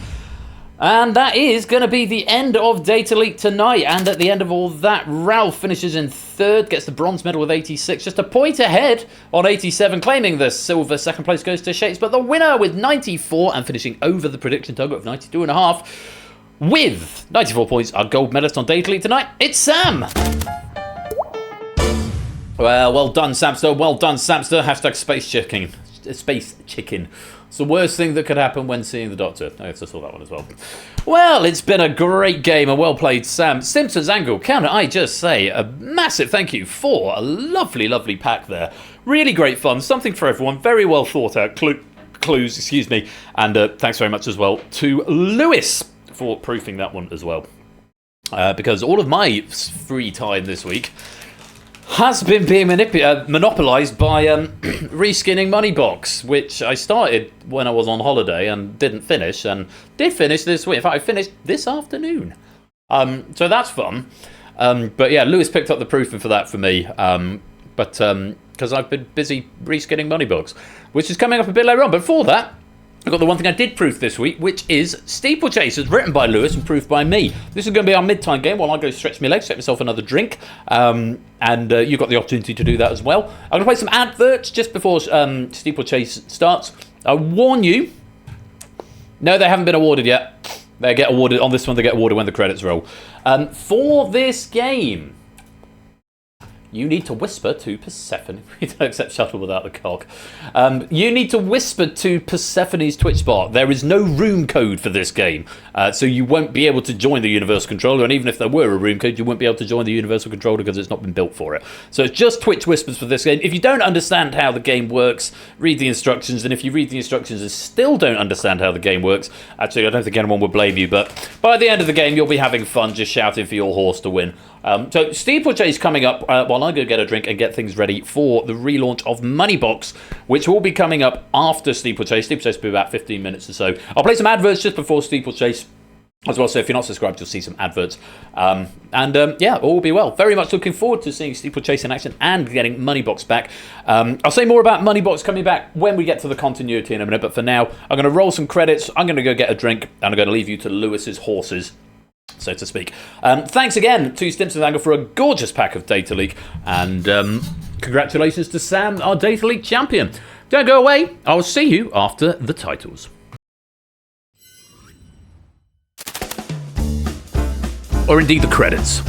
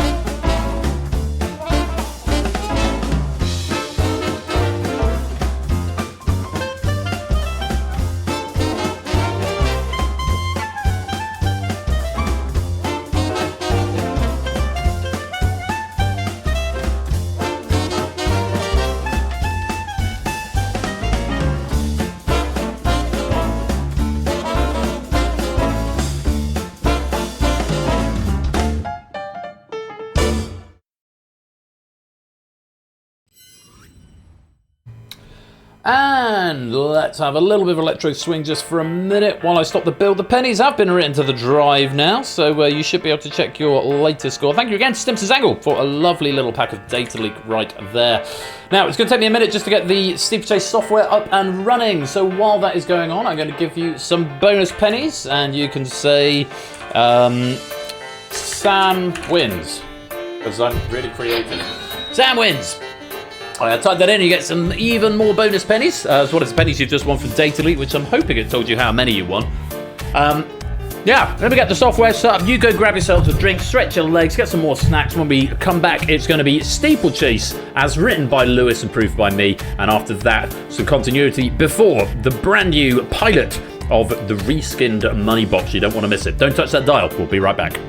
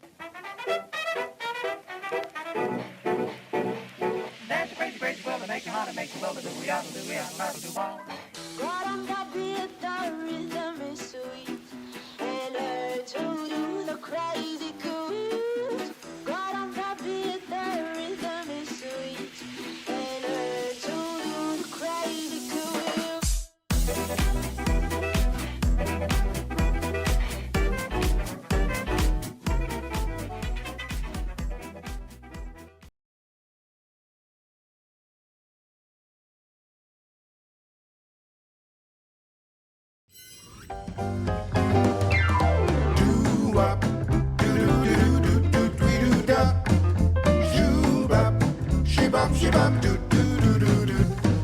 Squeed-up, sha-la-la-la, shoot-doo-doo-doo-doo. Da-da-doo-doo-da-da-ba-da-da.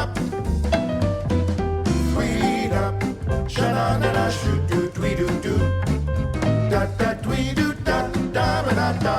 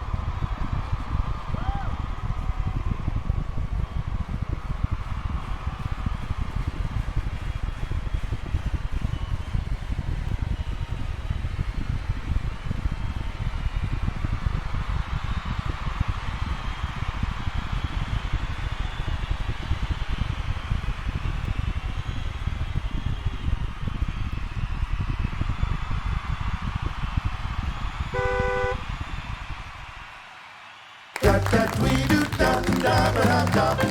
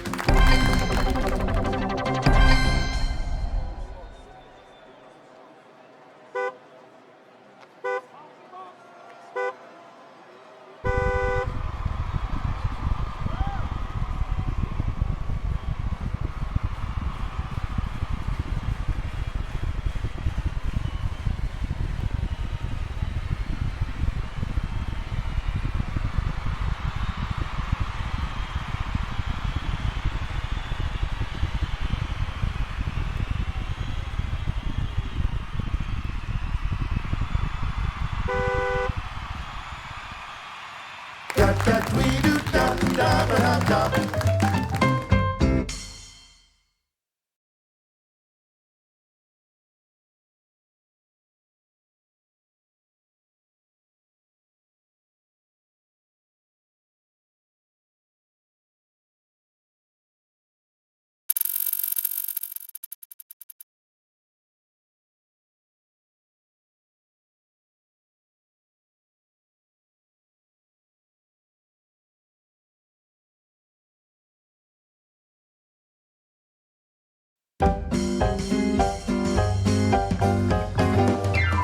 Do up, do do do do do do tweet do da. Shoo bop, she bop do do do do do. Squeak up, sha na na shoot do tweet do do. Da da tweet do da da ba da da. Da do wa da da. Boom ba da. Shoo do dee do tweet do dee do wop. Sha na na na squee do da da ba ba ba do da. Da da tweet do da da ba da ba. Do wop, do do do do do do tweet do da. Shoo bop, she bop do do do do do. Squeak up, sha na na na shoot do tweet do do. Da da tweet do da da ba da da.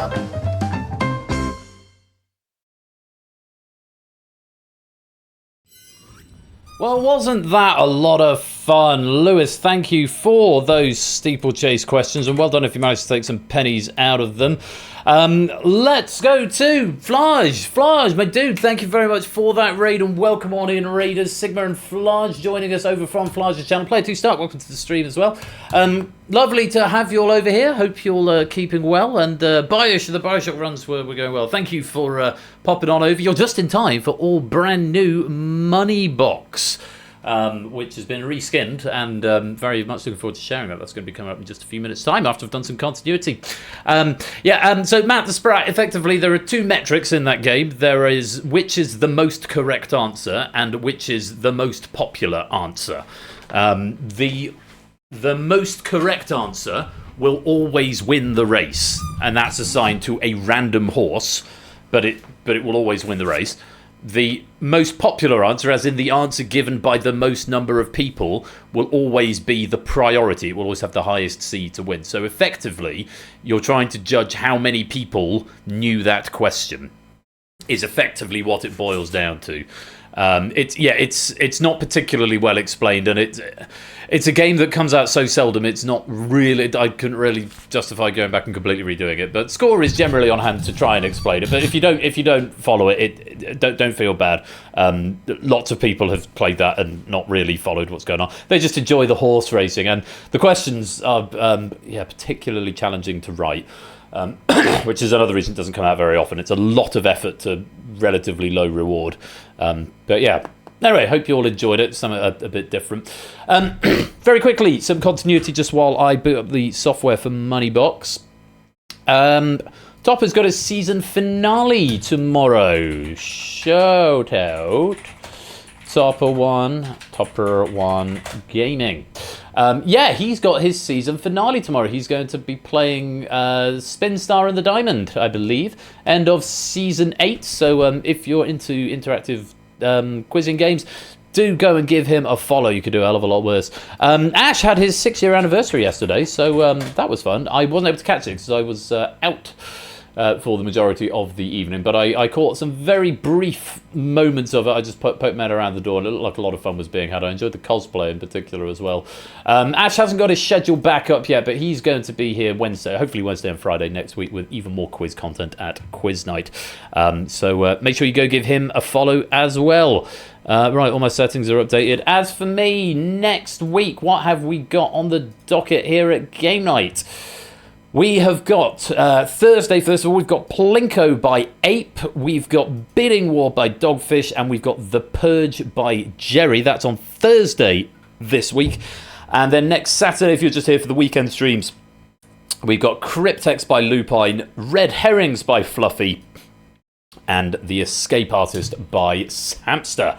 That is what you have got on the horizon here at Game Night over the next week or so. Plinko, Bidding War, and The Purge for Thursday, Cryptex, Red Herrings, and The Escape Artist for next Saturday. So do pop along to those and give us a follow if you're not doing so already. And while we're doing shout outs and stuff, let me give Flage a shout out for my community. I think we know who he is because we go and raid him often enough, but I've got to wait some time before I can do that. So we'll wait for 25 seconds, but Flage is typically a GTA Vice City speedrunner, Twitch partner, an all-round good guy. He's just started doing some Bioshock speedruns tonight, but it's a really chill environment, and he's a really great guy. So I spend quite a lot of my time hanging out there midweek evenings. He streams UK time, sort of 6 until midnight, I think, UK times. But he's over stateside. He's a good guy, and a shout out was given to Flage and Loud. Someone's beat me to the punch. Thank you very much, whoever did that. Unless it did it automatically when the timer expired. But yeah, go give him a follow and Flage. Thank you again for that raid. Do stick around for some Moneybox. All brand new reskinned Moneybox coming up now. Now, before we get into this, two things. First of all, this is effectively a pilot game because it's completely new software. It's been rebuilt from the ground up, which means things might go wrong. Things might not be quite right. Things might need finessing. do resist the temptation to start a pile-on in the chat if you think something isn't quite right for you. By all means, note something in the suggestions channel in the Discord, which is right there. Note things in there if you think that anything might need improving or finessing. Broadly, the format is identical to before. So in terms of gameplay, apart from the finale, which has had a little bit of a change, yes, it does have late entry available on it, but you won't be able to be in the hot seat, obviously, if you arrive late. Please don't pile all on into the chat on Twitch, because it's effectively ephemeral. It's not ephemeral, it is still there somewhere, but it might as well be ephemeral, because I'm not going to go back and read through the chat. But if there's something you think is really important, chuck it into the suggestions channel of the Discord. Resist the temptation to turn it into a massive pile-on and just say negative things. You are very welcome to say positive things as well in the discussion channel if you like something that you see, or you can pad your constructive criticism with positive things as well. If you think something isn't working, do let us know. What I find is actually a really useful metric, rather than 4 or 5 people saying the same thing. No typing necessary. No typing necessary. It's all multi-choice. Rather than like 4 or 5 different people saying the same thing, if someone has already written something that you agree with, put like an arrow or a this, react to it rather than writing the same thing again. Things that lots of people tend to agree with, if lots of people have like clicked this or pointing up at the comment, that is a sign to me that plenty of people also have that thought, and it's something that I frankly take a little bit more seriously, rather than just try and dismiss it, which will probably be my default reaction. I will try and respond to all feedback. I won't necessarily action all feedback. So that's the first thing. Secondly, it is a pilot, which means things might break, things might go wrong. And that was the other thing. If there are room for 2 hot seat players in this game, and then everyone else can play in the audience game, those 2 hot seat players must be in the Discord, and you must have a microphone working. Just to give you a heads up now, when I had a call earlier on, apparently my microphone was being a bit weird. It was being a bit scratchy, not quite robot-y, but it wasn't particularly working well. So as and when you get into the hot seat, I might need to have an audio test myself. Hopefully you can hear me okay, and you can see and view the game. You will still need your devices, so if you're picked for the hot seat, make sure you keep your device window open, so that you can still press buttons as and when you need to. And that's about it. So you'll need to be in the green room. I have built in an option for webcams in this game. I'm not making them mandatory, because I won't be wearing mine. I won't be using mine in the software, because I'll be using mine up there. And we're just getting the edge of the universe right there. If you want to if you've got a webcam handy and you want to use it, that's fine. If you don't, that's also fine. It might be something I'll save for just special occasions rather than do it all the time, because it is a little bit resource intensive. But yes, that's about all there is to it. All the other questions, Mr. Vertigo, welcome to the stream. All the other questions about the format and the actual logistics and the workings of the game will be explained as and when we get in there. Right. Can I express my thanks to, first of all, Lewis, who has proofed the questions. I've written the questions and Lewis has proofed them. He's done a very good job, and he's made a couple of refinements. I'm quite happy with these questions, how they've come out. I think they're suitable for this game. Can I also express my thanks to Clive, who I've been working with in a creative consulting capacity. He had a few good ideas, so I said to him, why don't you keep giving me those good ideas as I go to the rebuild of Moneybox. So I've been bouncing a lot of ideas back and forth with Clive. We've had a couple of run-throughs of it as well, and he's been great to work with. So I'm hoping he likes what he sees when we come to it now. I'm going to press the magic play button. Oh God, here we go. Right, pilot time, always a little bit scary. Let's see what happens. We get loaded. Go to my notes, which I don't really need to because I get debugged into the game. I'm going to focus off operator to save some resources. Right, here we go.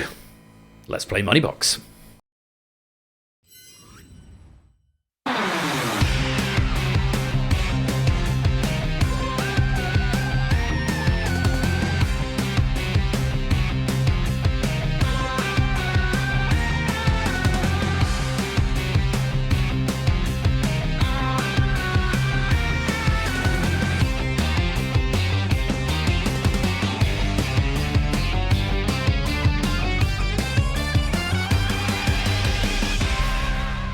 It's Moneybox! And there is the eponymous Moneybox, and there is the room code XKTK. Is the room code you need if you want to come and join the Moneybox studio. Eponymous, ew. So yeah, that video is just that shader background is still a video because I couldn't remember which shader I used, and I just recorded a video of it last time rather than actually downloading and converting the shader, and then I couldn't find it again. So it's actually used in that same video. Anyway, pop yourselves in. Room for quite a few of you in here. Remember, you must have a microphone if you want to play in the audience game. And there's quite a few of you eligible so far. So make your way into the game. Universal controller is what you need for this, by the way, just in case that wasn't clear. Pop yourselves in. Pop yourselves in. Come and play some Moneybox. Right, I'm going to give you a few minutes to come join because obviously the hot seat element of this game is has to be picked at the beginning. But obviously anybody can come and join at this point. But yes, microphone will be required if you want to come and take part in voice.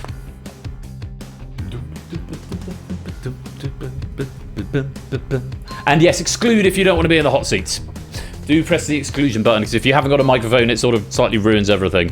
Yes, make your way in. And we'll see who we can get into this pilot episode of Moneybox 2.0, which is effectively what it is. This is a banger. I have missed this theme tune, I really have. Right, there's room for more. You can exclude at this point, so it looks quite temporary. It's not. Oh, this is how it came. It's another new studio, new studio asset. So, it's very it's supposed to be permanent, I guess. Not a cat. Welcome to the stream. Hope you're keeping well. Right. Yes, it's random who gets chosen for the hot seat. Random from the players who do not have a red border, so anyone with a black border can get chosen. Yeah, there's a beauty contest first, is what it is. Who are you sitting next to, Matt the Sprat? You're on the front row. That's Proogs. Proogs and Fluffy Bunny on the front row there. Nice. Topper, stop flashing, or you know what happens if you keep pressing that button. You know full well what happens. Right. 20 seconds. Yeah, you've got Clive Proogs, Matt Sprat, and Fluffy Bunny on that front row. Nick and Grandma, welcome to the stream. Nice to have you here. Hope you're keeping well. Topper, stop flashing. It's a good raid message. It's just tested. Right. My border not red. Bug. Ah, good spot. Yeah. So Topper has found the super secret thing. It does work, but yes, you have now locked it, Topper. But that's no to insuggestions. That is a bug. Oh my god. Computer sounds like it's about to take off. Everything is running really slow. It's running very slowly. Okay, well, we'll see if the frame rate can keep up. Right, that's enough time. Let's pick 2 players to go into play Moneybox tonight. Who have we got? Oh, let's lock the lobby first of all. There is anytime entry there. Let's pick some players.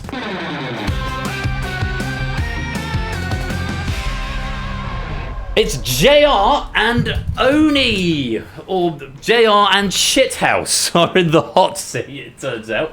JR and Oni, have you very similar looking avatars, white single line on a black background. Welcome you two, make your way down towards the green room where Lewis will give you a quick once over in the green room, make sure mics are all working. I hope my mic's working when you come down, we'll find out in a minute, I guess.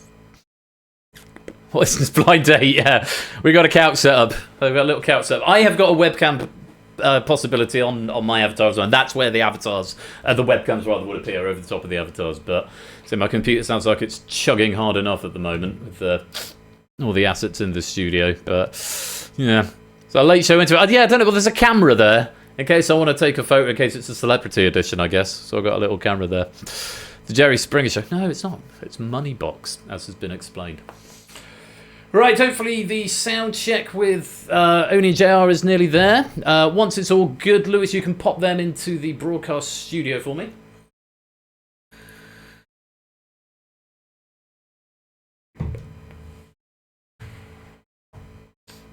Oh, that is really struggling.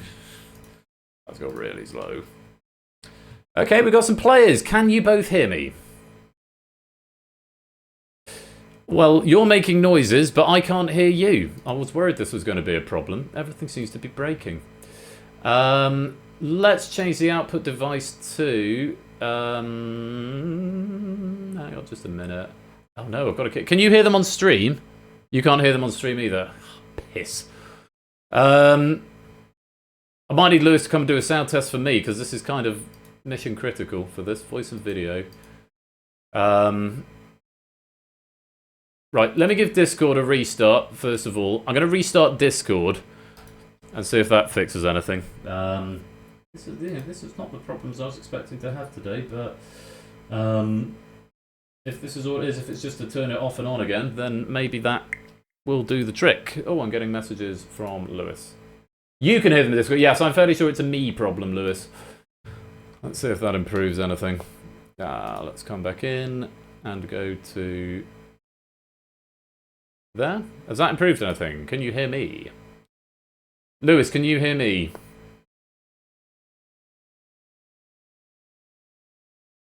Oh, if I turn that on, you might be able to hear them on stream, gang. If I can hear you, can you hear me? Yes, okay, I guess that says it then. Can you hear them on stream now, gang? You cannot hear them, still cannot hear them. What is going on? Input device, microphone. No, it's not that microphone that I'm using. What's going on with voice meter at the moment? Pro mic, yes. And then A1 is headset. A2 is soundbar. I haven't touched this. I haven't touched the setup. There's that one. You're on both VC and stream. They're only on VC. What? You're on both voice chat and stream. They're only on voice chat. Oh yeah, they're not being piped through because my audio stuff isn't picking anything up. Why? I mean, it's picking up the bars when I do the test. It's just not piping it back out into my headset.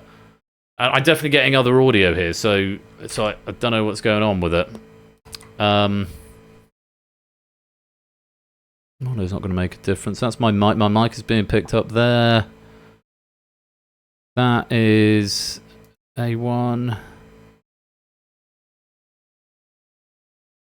What's that? Which input has Discord?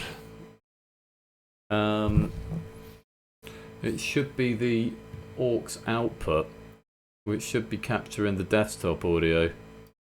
Is it that one? That one? Desktop in? I mean, everything is off on there, which suggests that's probably not right, because that's desktop in. That needs to pipe out to A1, that's my headset. It's just not piping out. What happens if I put you onto my soundbar in a minute?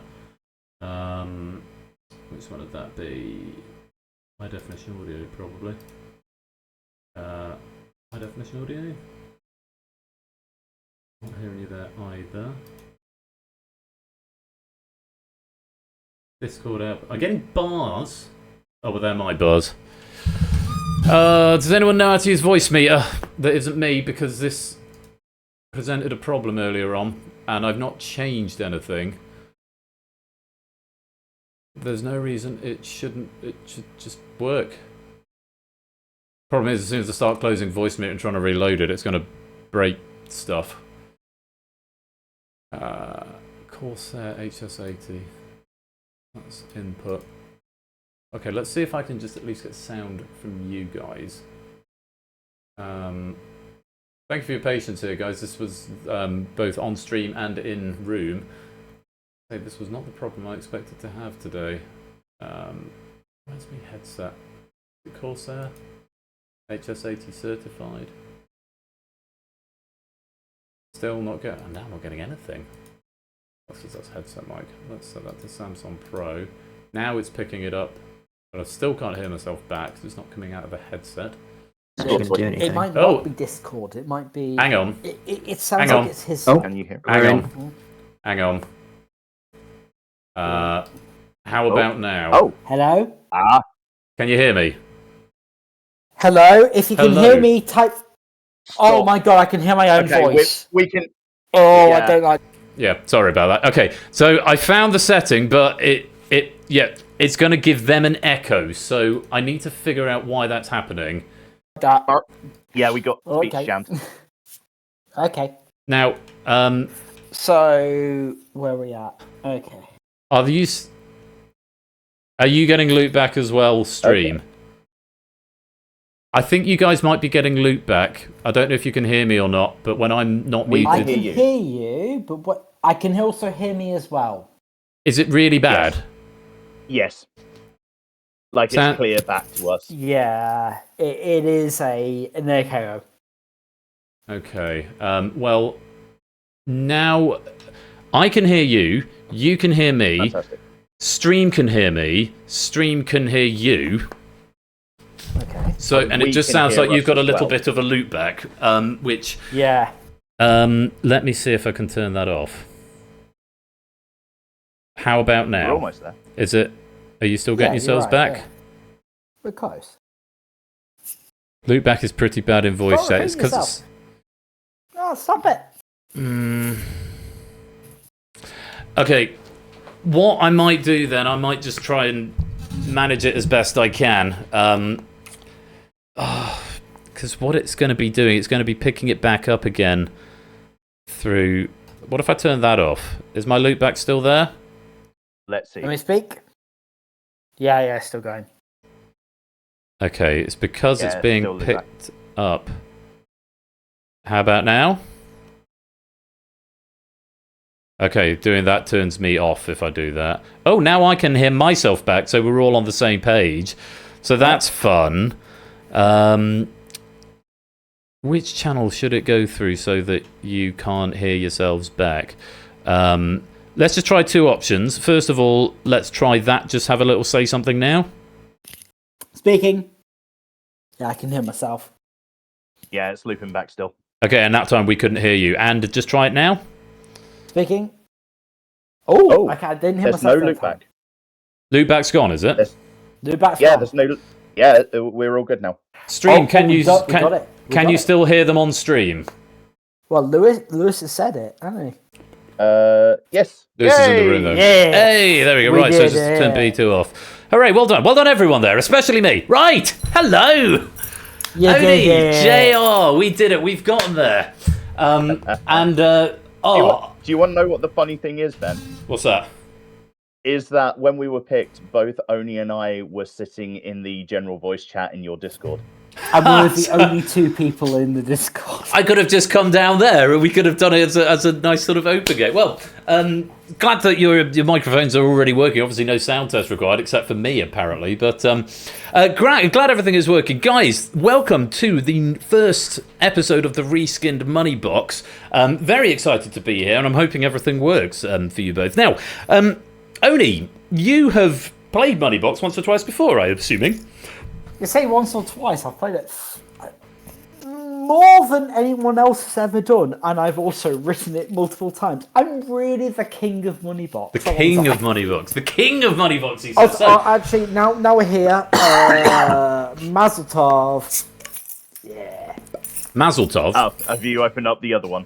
Yep. Oh, is it drinking time? It's drinking o'clock. Love it. I mean, normally I do it on Ash stream. On Ash's stream, I normally open a bottle. I think it's fair that you get one too. I think that makes sense. I The think that bottle makes is sense. San Miguel, if you like it. I've got some 19 crimes on the go, which is very nice. Well, Oni, course as I've got a the can of I got a can of Coca-Cola. Of course, you have 19 crimes. of course. Sorry. Excuse me. Now, Bloody hell. Oni, as the self-declared king of Moneybox, you must presumably be the perfect person to partner with JR, who I'm guessing, JR, welcome. You've not seen this before. This is completely alien to me. Thank you for having me. It's great to be here. It's a pleasure. It's lovely to have you here. And thank you for being a bit of a guinea pig. We're going to hope that everything works and see what happens. You need some rules. Oni knows the rules. He'll be able to explain them to you. But let me give you the official overview of the rules, JR, which are right there. In fact, if I share my screen as well, which device? If I share screen 5. I could explain the rules, but I don't want to. I'm sharing screen 5, and I'm hoping it's not going to be so much to make my computer fall over. But there are the rules. Also, you don't have to do cam for you. It's not going to be on there. Oh, yeah. So, hopefully you can see that in the broadcast studio now. Select a coin to go into the money box and then followed by a question category. Answer the question correctly, you add the value of the coin to your jackpot. Answer incorrectly and the coin goes out of the game forever. And beware of the killer coins. If you answer a question incorrectly and there's a killer coin in the money box, not only do you not get the value on it, but you lose half of your accumulated jackpot. We're going to answer a bunch of questions and then at the end we'll go to the end game, which I will explain separately as and when we get there. But that is the general idea of the game. Answer the questions right and get more points and find the money at the right times. Both happy? Okie dokie. Yep. Rightio. Let's do this. Let's play Moneybox! And gentlemen, there is your category board and the values that are in the game. Your categories: UK politics, time, pop music, architecture, cinema, language, chocolate, animals, geography, adapted literature, world foods, hobbies and games. Those are the 12 categories. In this front half of the game, you're going to have to answer 9 questions. I'll let you know now, in the final, you will get to pick yourselves a further 2 categories. In total, you will answer 11 questions out of 12, and you will get to choose all of them, but the 2 in the final are the very, very important ones, so you may want to leave those as categories you're going to be stronger with, or you might want to build up money with the strong categories in the early game. That choice is going to be entirely up to you. We've also got values ranging from 25 all the way up to 1,500. You can see we're going to ask 9 questions, and there are 4 killers in the game. What that means, if you're good at maths, you will work out that at least one of the coins, because we're going to ask you 9 out of 12 questions, at least one of the coins will be a killer value. And that's at least that one, if ideally, you'd want to get as few killers as possible, but if you do find killers, you definitely want to be getting them right. So, that is the name of the game. Those are your categories. You will get to select the coin and the category. And let's go to our money box. And JR, could you select a coin using your device, please? Before we start, your cursor's in the way. Oh, how annoying. I'll move it just down here so it's slightly less in the way. Okay, well, let's start with the right orange. The right orange. Let's pop that into the money box. And Oni, you're going to get to pick a category. You can either do this in consultation or you can do it unilaterally. It's up to you. You know full well that we're going to talk about this. What are you feeling that you want to do? So I feel like, at least for me, I want to leave hobbies and games till the final because that will be something that I'm quite strong. What I thought, because I'm strong at language. I'm strong. I'm really strong at world foods and pop music as well. Pop music you will be doing on your own because music. Language I'm happy with. I mean, I'm really good at language as well. All right, so if we do language at the start, just get it in. Yes. Language. Yeah. Okay, we'll start with a language question, and we have got one of the coins loaded in. Let's take a look at the options on your language question. 4 or 6 are your options. Where do you think this might be going? What is X in it? What is X in Y language? Oh, that would be nice, isn't it? No, Moneybox is a bit more. I'd be great for that. Moneybox is a little bit more cerebral than that. I will tell you now, guys. I have put a timer onto this part of the game. Please feel free to talk through as much as you like, but when the timer expires and it's a minute, I will press you for an answer. Chat, you have also got 1 minute to get your answer in. Use as much time as you need to think about it, and then select one of the answers. The question on language. How many demonstrative pronouns are there fucking hell. in the English language? Are you using my one F-bomb of the stream? You've got 60 seconds to discuss it, and your time starts now. Of course, whenever there's a language one, it's always an English one. Chill. I know, I'm just saying. Demonstrative pronouns. Nope. It, Is that a pronoun? That? Yeah, it is. Yeah, it is. He, she, it, they. Is it just 6? Maybe, yeah. He, she, they. He, she, they, it, I, you? No, I and you aren't pronouns. No. It might be 4. Yeah, he, she, they, it. Okay. Okay, that's Are we feeling 4 then?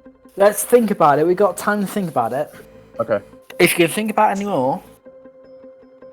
When we were talking language, I was thinking more like European languages because that's Yeah. where Well, my... no. Yeah. I know. All right. Proogs, just to address your question, Proogs, no, that is not a relevant stat necessarily. I think I just wanted to put some extra data on your device. Actually, time up.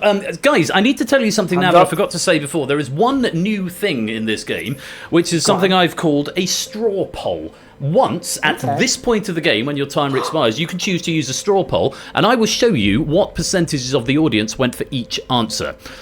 Which may or may not sway your decision, but that is an option for you to use at any point if you like. You can use it once. You're throwing a lifeline, okay. I think it's here. I think... Okay, so worst comes to worst, we get it wrong and we don't get it. Yeah. That's true. At this point of the game, killer... if it's a killer, you can't lose anymore because you're already on 0. And I am going to have to press you for an answer now, guys. What are we going to be 4, right? Let's 4. Let's go with 4 then. 4, yeah. For 4? What do you think they are?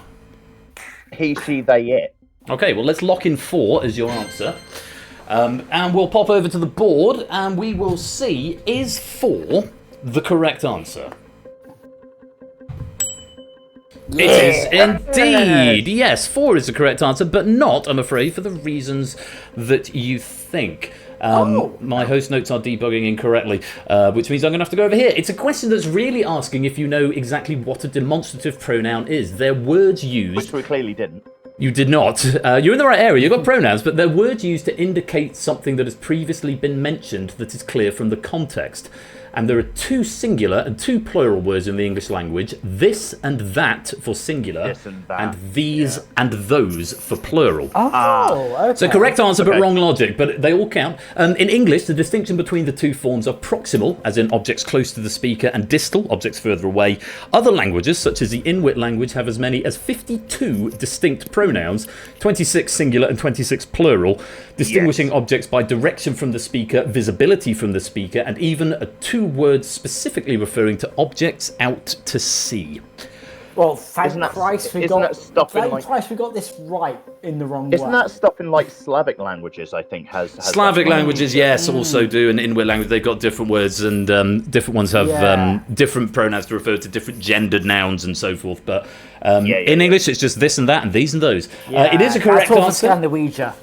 Yeah. Now, those are the values that are available to you, from 25 at the bottom right up to 1500 at the top, and there's still 4 killers in play. Obviously, killer's not important, so if this is a killer now, that's a bonus because it's a killer out of the game that isn't going to affect you later on. Let's take a look and see, what did you bring to your money box? Okay. Yeah. 25. Well, it's a start. I'm very happy to get rid of that straight away. Yeah, it's a killer out of the gate. It's only 25. It is the lowest value of the game, which means... Could you do less? The jackpot... I will tell you, the maximum jackpot that you can win in this game is 15,000. The total values, the top 9 values, add up to 5,000. And there's a reason you can win 15,000, which I'll explain later on. But you can't win that 15,000 now. But you have got 25, and it's a killer out of the game. Let's add 25 and start your jackpot counting up. I'm sorry. No. You didn't know. You didn't know. But that is the red orange arm out of the game and the 25 in your money box. There we go. 11 values still. There are 11 categories. It will swap over now. Who gets to pick what? So let's go back to the money box. Category. And Oni, pick us an arm.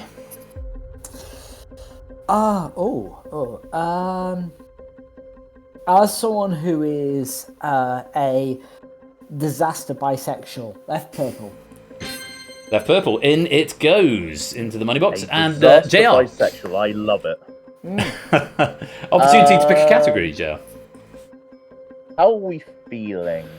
Like, do we just want to try and bulldoze a couple of things that we're not as good on? Well, there are a few ones there that I'd like to do, and actually, there's a lot of categories there that I think I'm good on. So, what are you feeling? What are you feeling that you're not as good at? I want to stay away from cinema and pop music as much as I can. Okay, cinema was not the one I was thinking of. Chat, I will talk to you about how the audience game is marked after this question, just to answer your questions there. Shall we try world foods then? Because you said that you were feeling quite bullish on that. I want to keep that for later. Come on, guys, I need a category. Come on, let's have one. JR, make a decision. I'm going to pick that one. Time. Okay, we're going for time. Appropriate given how much you've spent getting to this point. The category is... I know, right? The category is time. Let's take a look at your options. The invention of TikTok or completion of the Great Pyramid of Giza. What? Which is closer to some event in history. You're all over it, JR. Which of these events happened closest in time to the birth of Julius Caesar? 60 seconds, and your time starts now. Okay, birth of Julius Caesar is somewhere around 30 BC. BC, alright, fine. Okay, so invention itself was 2015, so that's 2,000 years. It's about 2015. It's 2,000 years, regardless of what you think about it. It's how far away was the Great Pyramid of Giza? If only there was a question on this earlier on, and the trivia actually gave you the exact year it was completed. If only that were a thing. I was busy getting a taxi. I didn't want to get it. You've figured bits of it. I think it was something like 1,400 BC for the Great Pyramid. Okay, so you're thinking... I'm thinking Great Pyramid is closer than TikTok. So, if you're saying that 1,400 is closer, then surely the TikTok is further right. Further away. Yeah, so the answer to the Great Pyramid of Giza is closer. Yeah. Okay, I'll put it to you. Yeah, you can. Okay. Great Pyramid of Giza. That's time. You think the Great Pyramid of Giza happened closest in time to the birth of Julius Caesar? I'm going to feel like a complete goose if this is wrong, but here we are. Well, I will remind you, you have got a straw poll available if you want to check in with what the audience said. Not now. No? Okay, fine. It's too early.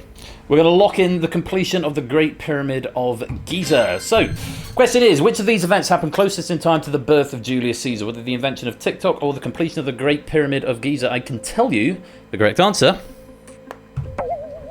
Never mind. The invention of TikTok. I'm afraid it was. Yeah, as mad as it sounds, Julius Caesar was born closer in time to the invention of TikTok than he was to the construction of the Great Pyramid of Giza. By the time Caesar was born, the pyramids had already been standing for nearly 2,500 years. TikTok was invented in 2016, 2,115 years later. The pyramids at 2,600 BCE. 2,600. I think it was 2,550 earlier. In my defense, I was struggling quite bad with hotel Wi-Fi at that point when that. That's fair enough. Paying as much attention, but I should have remembered. Pyramids were 2,500 years before Caesar. TikTok 2,000 and a bit years later. So it's a wrong answer. We've only got 25 in our jackpot, but we're not going to get whatever value has gone into your money box. Shall we find out how much you're not winning, and more importantly, whether it's a killer? Let's take a look. I mean, even if it's a killer, I'm about 250.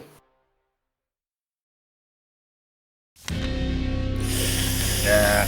All right. Yeah, okay. It's not a killer. 400. It's one of the bigger values, and I'm afraid it is not going into your jackpot tonight. It goes out of the game. It's a bad answer, but that is the way the game goes. Say goodbye to the 400 as it flies up into the studio wings at the top, never to be seen again. I mean, that's fine. We can do better. Okie dokie. No, I said I would go through the audience gameplay at this point. Actually, every 2 questions we check in with the audience score. So let's take a look and see how you're getting on and how JR and Odie compare. Well then. Wow. Just in case there was any doubt, audience, your coins are now determined by the hot seat players. So the hot seat players, their selections of the coins apply to everybody. And hopefully it's updating you that on your device. That is where you stand at the moment. And we see everyone from Topper upwards has gotten a perfect score so far, getting both questions right. Topper, Ralph Proves, Opsy, Mark, Grams, Flyboy Fetz, Eli, Kurz Tuken, CJ, Brandt, and BC. All in the top flight. JR and Shithouse, unfortunately, you're down on 25 and a couple of players yet to score. I love how you call me shithouse. Yeah, well, You put it. To be fair, you did. So that's the leaderboard. That's how the audience game is getting on. We'll check back with that in a couple of questions' time. For you guys, it's time to put another coin in your money box. Where to next? It still amuses me that you've managed to pick the Chaos Twins for this. I love it. Like, it's great.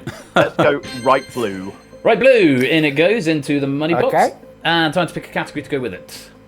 Okay. I will leave this in your capable hands, Oni. Cool. Let's do pop music. Oh, I hate Pop you. music it shall be. Let's take a look at your options. Taylor Swift and Ed Sheeran. Doesn't give you much Who scope are for the it. musicians that have never made it onto my playlist? Oh my god. It's a little bit more. It's a little bit less abstract than that. Let's take a look at the question. Which of these artists had a UK #1 single first? When did You've Shape got- of You come out? You've got 60 seconds. Time starts now. It wasn't Shape of You. Shape of You was 2017. Okay, let me think about it. Let me have some time to think about this. I Taylor just remember Swift. Ed Sheeran. Sorry. No, let me think. Okay.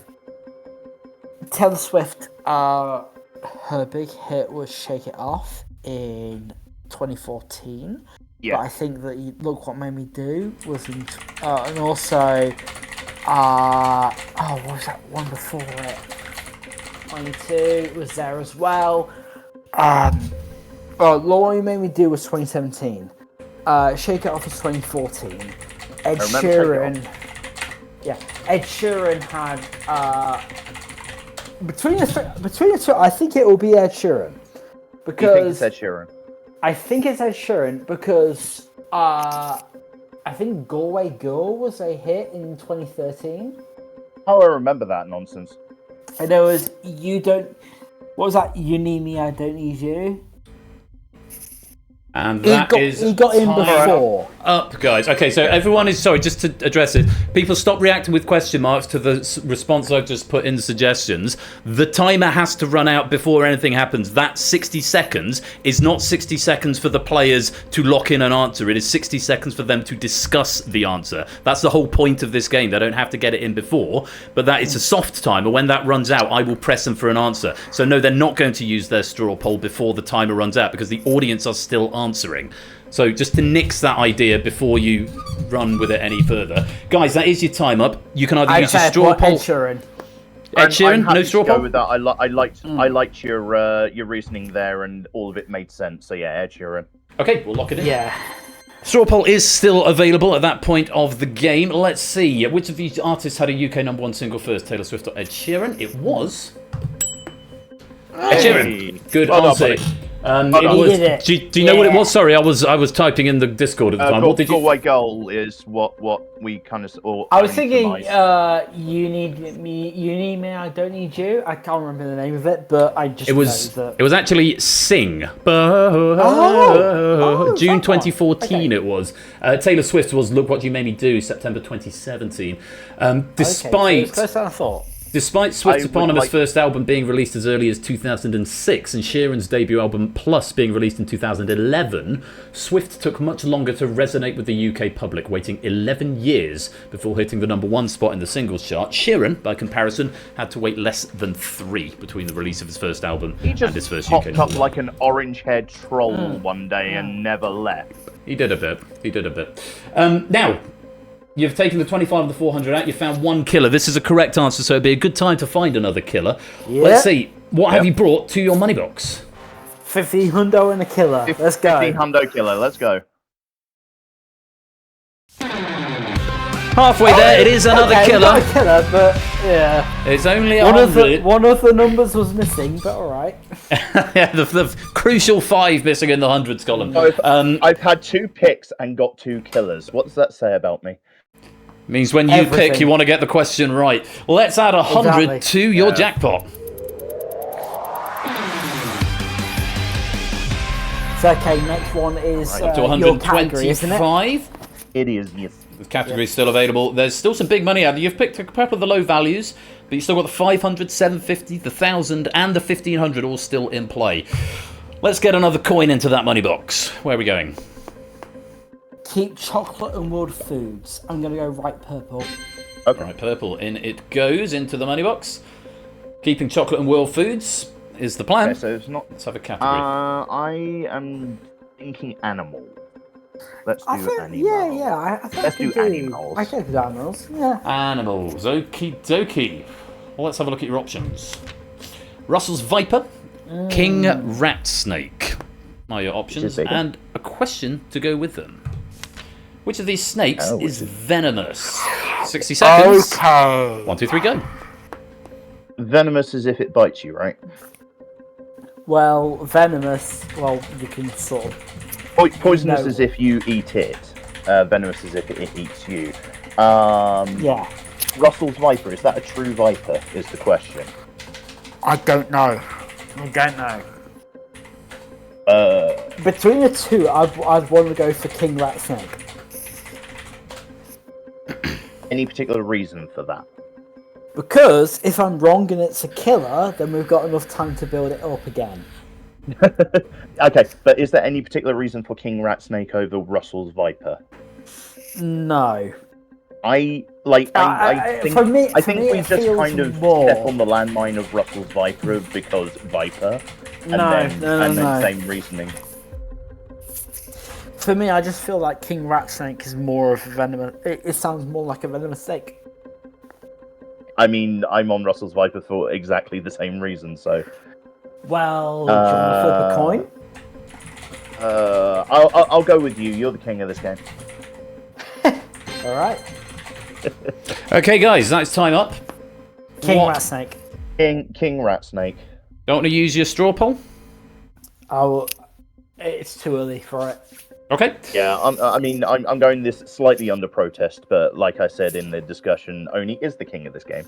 We don't have a lot of money in the bank yet, so No, that is true. All right, we'll lock if it's in. a killer, it's fine.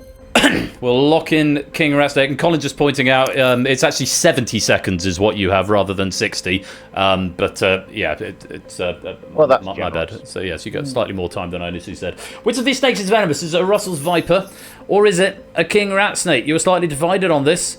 Correct answer. It is the Russell's Viper. Maybe I've actually put here maybe a slightly easier one here. All vipers are venomous by definition, and I did hear you ask the question: is it a true viper? And yes, it is. I didn't know that. Native to South Asia, it's known for its extremely painful bite and is considered one of the most dangerous big four snakes in India. By contrast, the king rat snake is a non-venomous constrictor that will often prey on other venomous snakes to whose venom they are immune, an indication that venomous snakes are not necessarily poisonous snakes. Now, Yeah, that was the other thing that I said during the discussion is poisonous, you eat it. And you yes, die. poisonous is something if you ingest, it makes you ill. Venomous is something that can inject you with poison. So, those are the values. So if you found half the killers, which is good, so it's statistically unlikely this is another killer at this point, but hopefully it's a nice low value going out the game. Let's find out, what did you bring to your money box? Let's see if it's the 50. Drop the 50. Okay, it's at the bottom half, That's 175. It would have been nice to see that go in, but yeah, that's okay. But it's going out the game, and let's say bye-bye to it. Up the chute it goes. And into the ceiling fan of infinite death. Right, we've answered 4 out of 9 questions. We're approaching the halfway point. We've got to start getting some of that serious money into the money box. You've got 125 at the moment. Maximum you can leave with at this stage is 375. So let's get a bit more in. What are we going for next? Our next... let's check in with the leaderboard. We've still got a few players who look like they're on the top run. 700. My God, look at the... You are joint bottom at the moment, guys, I'm afraid. BC, Brandt, Eli, Flyboy, Mark, and Topper all flying out in front with 700 at the moment. Quite a bit of difference across the shape of the board. A reminder, if you get a wrong answer on a killer, and this applies in the audience game, you lose half of your accumulated jackpot. So that's possibly why your score's doing weird things if you're not sure why it is. Excuse me. Don't get it wrong when I'm picking the coin. Well, It's time to do Well, just that. It's Halfway time that you stage. pick the coin. JR, pick a coin, please. Windmill slam. Left green, Yeah. in it goes, and Oh, Odie. good. Time for a category. Right. I want to do UK politics. Yeah, I'm game for that. Yep. UK politics it shall be. I was waiting for you to do that, to be honest. Let's take a look at the options. This is my S in the hole. David Cameron or Rishi Sunak? Oh, fuck you. Where do you think this is going? Oh, I don't know. I don't know. Who was served Prime the most Minister when number of something days? happened? Who served the most number of days as Prime Minister? Let's take a look.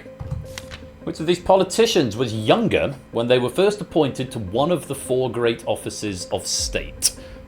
70 Oh, seconds. that's a trap. Starts now. That's a trap because it's not. Oh, PM, no. it's great offices, It is the... Yeah.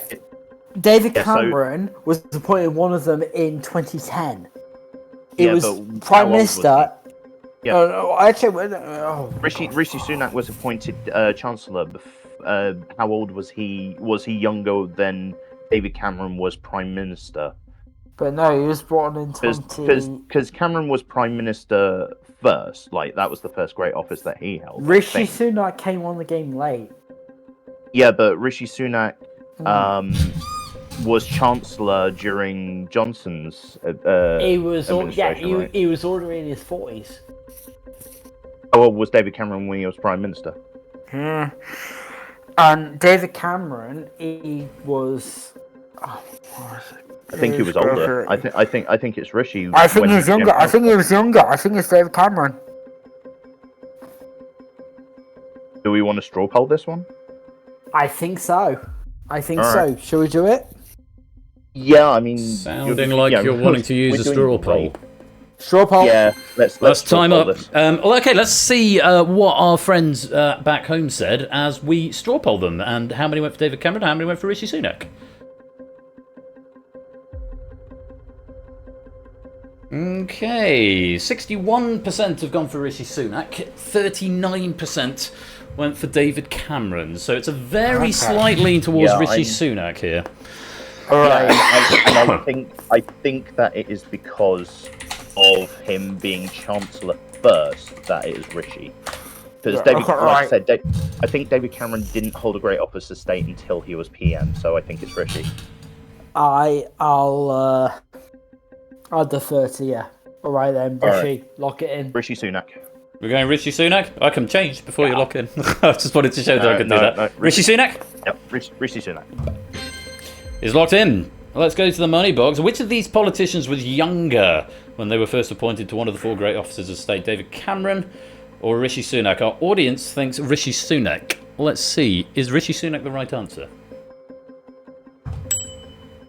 Yes. Well done. I can tell you, you were right, and you were looking for the catch here, because obviously the 4 great officers of state, Foreign Secretary, Home Secretary, Chancellor, and Prime Minister. And you're right, David Cameron went straight into the office of Prime Minister of those Straight 4. to PM, yeah. And right, Rishi Sunak was yeah. Chancellor first. But here's the thing. Cameron is often cited as one of the youngest PMs to assume office, but Sunak actually beat him by over a year. Sunak was younger when he became Prime Minister than Cameron was when he became Prime Minister. And, as you already pointed out, Sunak was also Chancellor of the Exchequer for 2 years before becoming PM. A position, of course, that would see 3 incumbents hold it before Sunak took the office of PM in 2022. But yes, Cameron was 43 years, 7 months and 2 days when he became PM. Sunak was 39 years, 9 months and 1 day when he became Chancellor.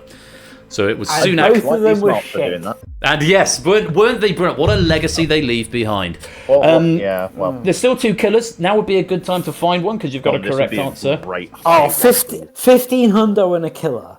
That'd be 1500, nice. please. Let's see. What did you We bring? deserve some good luck. You do deserve 15 some good hundo luck and a here. killer. Let's go. What did you bring to your money box? Let's find out.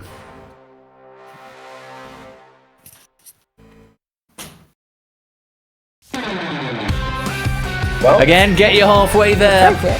It's another You killer. know what the- We're down to 1. you know what the funny thing is? That was the 3rd coin that I picked. It was! Very good at killer hunter is what you are. And it's another 250, which we will add to your jackpot. Taking us up to 375. And only one killer still in the game. We've still got those 4 big values. Any one of those values, 500, 750, 1,000, 1,500, with a right answer, would more than double your current jackpot. And all it takes is 1 to get us to a really nice position. Those 50, 75 are still there, though, and the 325 as well. But we've got 4 questions left to go, so we are statistically guaranteed to find at least one of those big values before the end of the game. Which one is going to be up to you, and whether you get it right is also going to be up to you. But, for now, I think we should have another coin. Oni. Pull the flag. We'll go for the left blue. In it goes. And JR, a category, please. How about adapted literature? How are you feeling on that? I don't love literature. Don't love literature, okay. What about chocolate, then? Let's do chocolate. Yeah, let's have some chocolate. Okay, chocolate. Let's see And some also a options. Celebrations or heroes? Which pack contains XYZ chocolates? I'm afraid it's a little more cerebral than that. In the UK, which of these assortments contains the higher number of distinct chocolates in a standard tub? You've got about 70 seconds to start listing your Christmas chocolates, boys, and your time So starts it's now. it's 7v6, isn't it? Oh, fuck. Something like that. Oh god. Lewis saying what's this in took hours celebration? to word. It really did.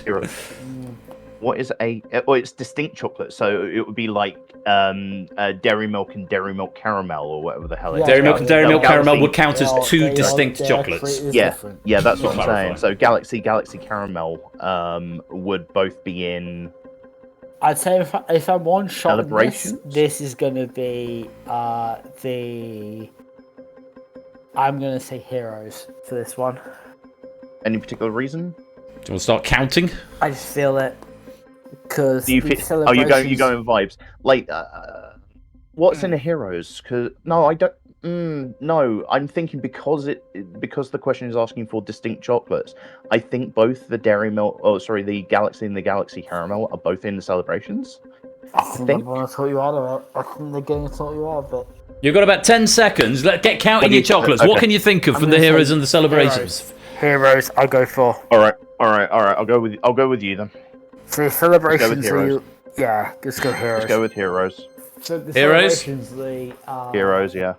the celebrations are the Nestle ones. Well, I'm going to lock heroes in. Yeah, lock them in. Okay. How many heroes? I mean, you've said Dairy Milk and Dairy Milk with Caramel. What other heroes can you think of? The heroes. Milky Way. No, I don't know that's- which ones that's in which. celebrations. I forget them. I forget which one's in which. Like, Let me put you out of your Optimus is one misery. of them. Yeah, please do. It Wait, is I was heroes. right. Fucking hell. Yeah, even if you consider the caramel variants not to be distinct, each collection has a caramel and a non-caramel variation of their signature chocolate brand, so the difference is moot. The difference is the same. If you're anything like me post-Christmas, you're nursing 2 nearly empty tubs with nothing but eclairs and bounties left in the bottom. I can tell you, I love Bounty. Well, that's a you problem. it is a bit. I quite like eclairs as well, but I convinced myself I don't. Celebrations has got 8: Bounty, Galaxy, Galaxy Caramel, Maltesers Teaser, Mars, Milky Way, Snickers, and Twix. And Heroes has got 9: Cream Egg Twisted, Crunchy Bites, Dairy Milk Caramel, Dinky Decker, Eclair, Fudge, Twirl, and Whisper. So there are You're talking more. to 2 lads who don't get heroes or celebrations at Christmas. I got 2 tubs of Heroes from my I mean, I sister. do. They're sat full of eclairs on my do. printer at the moment. Well, boys, it's another right answer. We've got to find some of that big money, surely. And another great time to find that last killer, which would mean it's all cash from here on Get the out. Let's 1500. see. Get the 1500. What did you bring to your money box? Come on, mate. And the answer is. Okay, we're actually halfway to 1500. It's the 750. It's the biggest value you've found so far on a correct answer, so we will add that to your jackpot. It is not a killer, so there is still one naughty little killer floating out about It's there. alright, I'll find it. But I'm sure, don't doubt that. I'm sure you will. Who's next? Well, let's add it to your money box. We're up to 11.25. Let's just check in with the values before we check in with the audience game. We've got 3 more questions. We've got a 1,500, a 1,000, a 500, a 325, a 75 and a 50 left. We've got architecture, adapted literature, cinema, world foods, geography, and hobbies and games. One of those categories you will not be able to answer at all. 3 of them you will answer in this portion of the game and 2 of them in the final. Let's check in with our audience scores, see how we're getting on. You've moved right up the ranks here, lads. Eli is currently leading the pack with 1,700. Matt's in second with 1,675. CJ, 1,388, along with Grams and Snimpson just behind on 1,375. Then Ralph, 1,213, Vertigo, 1,200, and then you guys along with Rias on 1,125. A lot of damage, I think, being done on that last question with the last question with the killer, the David Cameron, Rishi Sunak question. Yeah. That is the state of play. 1, 2, 3, 4, 5, 6, 7, 8, 16, 12. There's 32 of you in as well, which is nice. So 30 in the audience and 2 of you in live play, which is nice to see. We're going to go back to the game. JR. I think it's JR. Another opportunity to find another killer. So I feel like the killer is in the left red. Let's add it in. Okay. And Oni, please pick a category. So we got architecture, cinema, geography, adapted literature, world foods, hobbies and games. I want to leave world foods. You want to and I want to leave hobbies and games, which means it narrows it down to architecture, cinema, geography, and adapted literature. What Geography is bad. I like geography though. So okay, I mean, do you want to pick it and then we can kind of like we can help out together. Okay. Yeah. Geography. So I just want to re-stress, you guys are on the same team. You're not going to have to fight against each other at any point. Neither at any point will you have to answer independently. You're working together all the way through now. That's something I'll explain for the final when we get there. Geography question. Options. Tajikistan and Turkmenistan. Okay. Which one scores more on a Scrabble board? That's not a geography question. That's a hobbies and games question. Come now. Question is, it's actually geographical. Which of these borders China? One of them does, one of them doesn't. You've got 70 seconds to discuss it. I've had one flash into my head. What are you thinking? Turkmenistan. And that's what I'm thinking. Because in which case, either we're in each other's heads again, in which case we need to stop this habit, or we're latching onto something. Right, Turkmenistan. Where's Tajikistan? That the other one. Tajikistan is very much the forgotten Istan. Where is Turkmenistan? It's sort of. Turkmenistan is larger than you think it is, and it has a. It's sort of just to the north of China, right? Yeah. With the Istans, it's like Kyrgyzstan, Turkmenistan, Uzbekistan. They are bigger than you think they are. Yeah. I mean, I don't have any solid evidence, but I have a gut feeling. I don't know if you want to go on that one. I'm trying to do it from a brain map. So you pick it. Oh, thanks. Okay, that's time up. What are we going for? Turkmenistan. Please. Any particular reason why? I think that's more south they of the sound Uzbeki. nice. So I think that's got the south bit, so it might have a connection with China. Okay, we'll lock it in. Let's go to our money box and see, is Turkmenistan the correct answer? I'm afraid it's not. No, Turkmenistan is slightly further west. It borders Uzbekistan and Kazakhstan to the north, and Afghanistan and Iran to the south. Tajikistan has a very peculiar border in its northwest, but also borders 4 other countries clockwise from the south: Afghanistan, Uzbekistan, Kyrgyzstan, and of course, China. Not the right one, I'm afraid. If this is a killer, first off, I'm cursed, and second off, damn it. It would have been you found all 4 killers. All right. I mean, there's only one out there. You've still got another couple of questions to build back some. So hopefully, if it is a killer, it doesn't take up one of the big values. We've got time to do this. Well, let's have a look. Did you bring a killer to your money box?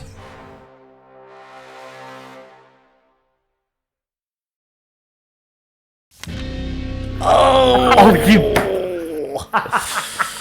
Ow, ow, ow, ow, ow, ow, ow, ow, ow. Oh.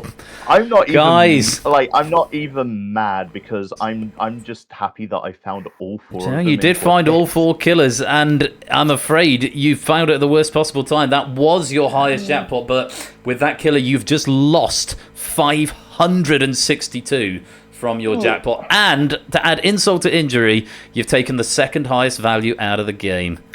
Yeah. Oh, and here's the interesting thing, because you found, That's all right. because you got a killer wrong, the animation is different. It doesn't zoom up and out the game. It adds to the money box, but it adds the poison of the killer, and we'll watch it tick down. Say bye-bye to that 4-figure jackpot, guys. It's a killer, and down it goes. Threatening me with about time. We're down to 563, but there is a little silver lining to this. That was the final killer of the game. Okay. And you've got 2 questions left to answer, and you've got a 1,500 and a 500 still there. You could still finish with over 2,500 points in your jackpot if you pick the right coins and you get the questions right. We have nowhere else to go but up. Exactly exactly. that. It can't go any lower. You're guaranteed 563 in the end game now, and we hope we can get it a lot higher than that. So, no more killers. Oni, where is the next coin coming from? Green. Green. And JR, which category are we going for? You've got 2 left. Alright, what are you thinking? Well, considering that you don't like adapted literature, The fact is that it is a 1 in 4 that I'm gonna pick Let's give it. architecture. I'd say Pit World Foods now. Oh, you want World Foods now? All right. Pit well, World you Foods hang on, no, now you so we pick can World. get something in for the final. All right, yeah, that makes sense. World Foods. I mean, I was Okey-dokey. gonna say you pick it, but you know. Let's take a look at your options. Samale and goulash. Hoping they mean something to you. Let's see what the question brings. What could you order if you were in Debrecen and wanted a native dish? 70 seconds to Debrecen. discuss. Alright, that's Debrecen. Debrecen, I beg your pardon.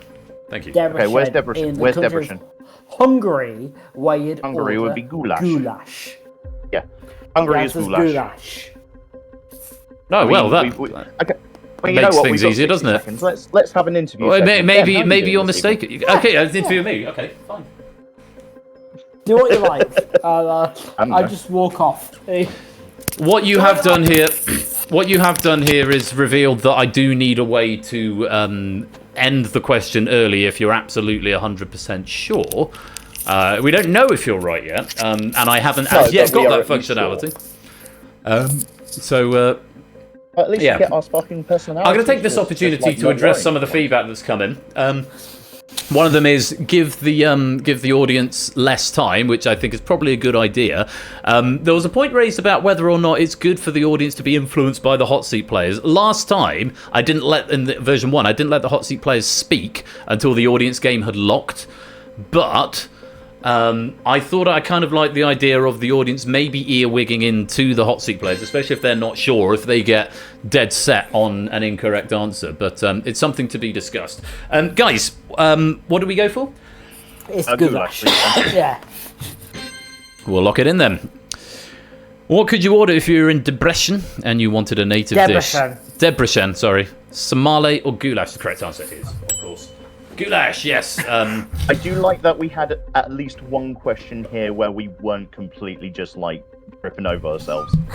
That is sort of the idea of the questions, is to slightly make you think rather than just know. But if you know where Debrecen is, it's the second largest city in Hungary. Goulash as a Hungarian dish would be a sensible choice. Out of idle curiosity, Samale, where would you be if you were ordering that as a native dish?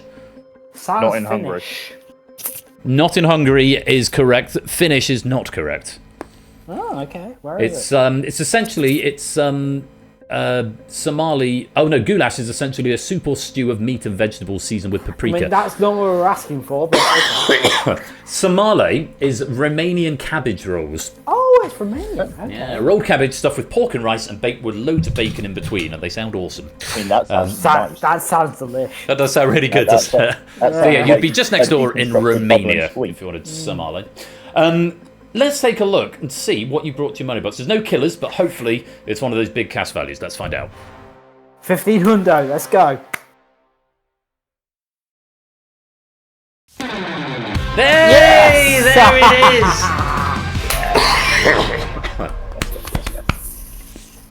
Well, 1,500 has been found, and all the killers are gone, so it can't be taken away from you. Certainly not by killers, anyway. But we'll have to wait and see what happens in the end game. For now, though, let's have 1,500 to your jackpot. Right. And there we are. We're over 2,000. 2,063. The year only turned 70, probably. Eh? No, the year you turned 73. No. So, I don't know. I was I born in 91. Oh, okay, the year you turned wanna, 72. You want to count on your fingers? Yeah, 72. I wasn't far off.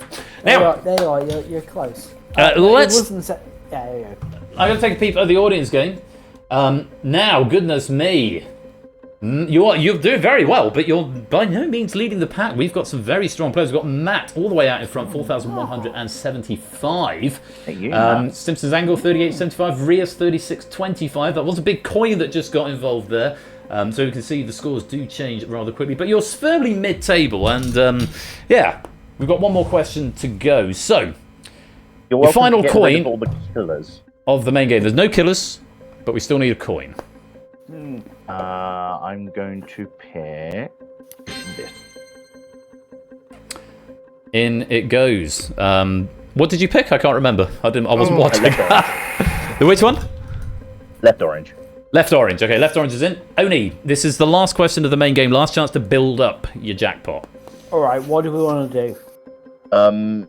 Leave hobbies and games for the final because that is probably going to be my strongest one there. Yeah.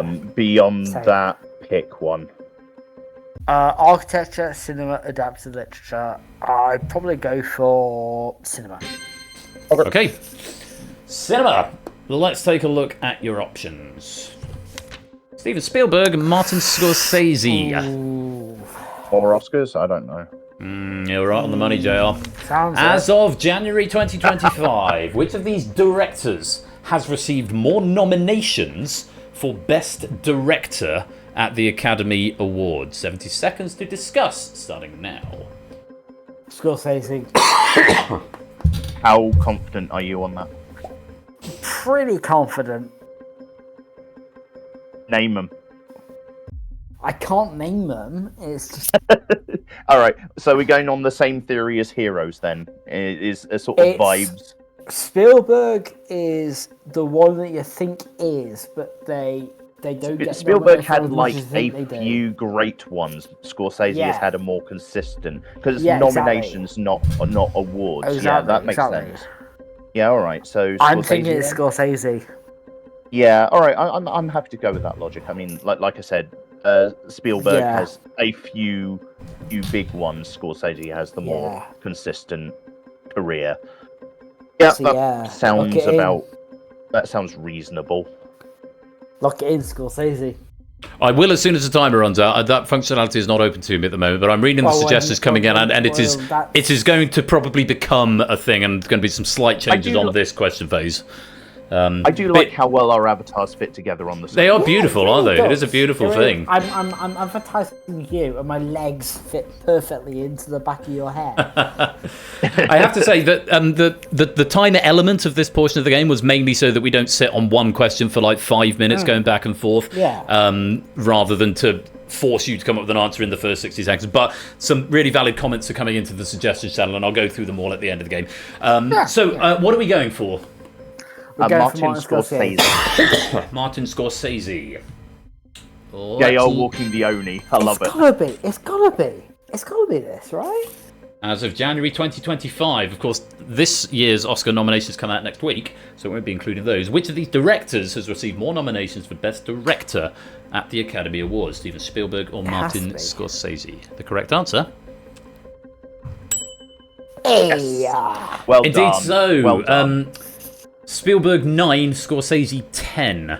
Now, it was closer than I thought it was going to be. Now, as you were sort of floating around the right answer, now, while Spielberg has had more nominations in total than Scorsese, 23 versus 16, and more personal wins, Spielberg's won 3, Scorsese's only actually won 1, 13 of Spielberg's personal nominations were for... Do you know? Not Best Director, but... E.T.? Best Picture. Then one for Best Original Screenplay. I zoned out there. It's fine. Scorsese has 4 personal Best Picture nominations, but the Best Picture nomination normally goes to the producer rather than the director, and 2 for Best Adapted Screenplay. Just some examples of ones that didn't count. For Spielberg, Bridge of Spies, The Post, Maestro, and The Colour Purple were nominated for Best Picture, but not Best Director. Most of Scorsese's nominational output has either had the double nomination of Best Picture and Best Director, or just Best Director. I really would like to sit down and figure out what the difference is or how it's figured out. I've often wondered how they determine it. Yeah. There's obviously people who know more about film than I do, but Spielberg's had 9 nominations, from Close Encounters of the Third Kind in 1978 right up to The Fabelmans in 2023. Scorsese's had 10, from Raging Bull in 81 right up to Killers of the Flower Moon in 2024. Academy Award for Outstanding Rear. Outstanding rear. Well, let's go 500. Let's have 500 would be marvellous. There's no killers in the game, and you're right anyway. So let's see. What did you bring to your money box? Something Hyundai. 500 would be great. All I can give you is a 5. 5 and a 0. It's just the 50, but that's the way it goes. Can't complain. It's more cash going in. Let's pop it into your money box. All right. So, your jackpot is 2,113, and just before we go to the final, let's take a look at our leaderboard once again. Matt has got the lead, 42.25, Simpsons Agua 39.25, Rios in third, 36.75. I have got gold, silver, and bronze medals available for our top 3 players. And note, hot seaters, you are also entitled to win gold, silver, and bronze medals as well. And you will share it if you get it, and you've obviously got exactly the same score because you're playing together. I don't think that's going to happen, but I appreciate the vote of confidence. It could do. Stranger things have happened. Now, it's time for the final. Come on, Opposite Games. Now, you will have just seen your jackpot tick right the way back down to 0, and players, you will have seen your devices reset to say your points have got 0. Now, here is how this works, and this will address Arun's question of bit of fun, double the values. Fun fact, Arun. Arun said this in the suggestion channel. Originally, the values were doubled. And then we're trying to figure out a way of doing the end game. And here's how it's going to work. Of the 3 categories that you've left, you're going to answer 2 of them.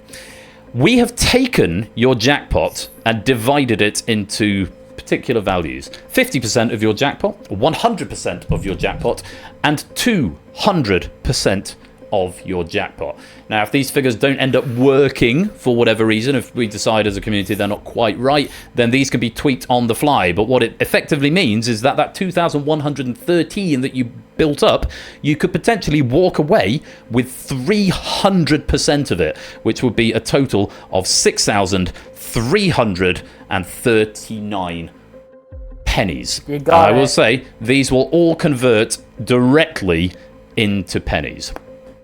And I will also add that you 2 will take home that each. Each. Okay. It is no longer split. And there is no longer this confusing endgame where you have to answer independently and one of you could win and one of you could lose everything. However, we have assigned the 50%, 100%, and 200% values to the 3 remaining coins. And the gameplay is going to be exactly the same. You get to pick 2 of them, and you must answer the question correctly. If you get it wrong, you get nothing. If you get it right, you win the percentage on the coin. It's as simple as that. So if you get 2 questions wrong, you're leaving with nothing. If you get 2 questions right, and you find the 200 and 100%, you could be leaving with 6,339 pennies each. I am suddenly incredibly nervous. Yeah, a lot of pressure on the end game. But Arun, to answer your question, this is why the values are not doubled. Because I'm translating them to pennies as well, and there's a potentially very, very big win. Why are you nervous? The odds are 1 in 4 that you'll win nothing. I know, but scarier things have happened. So, guys, back to the money box. I don't want to let you down, Oni.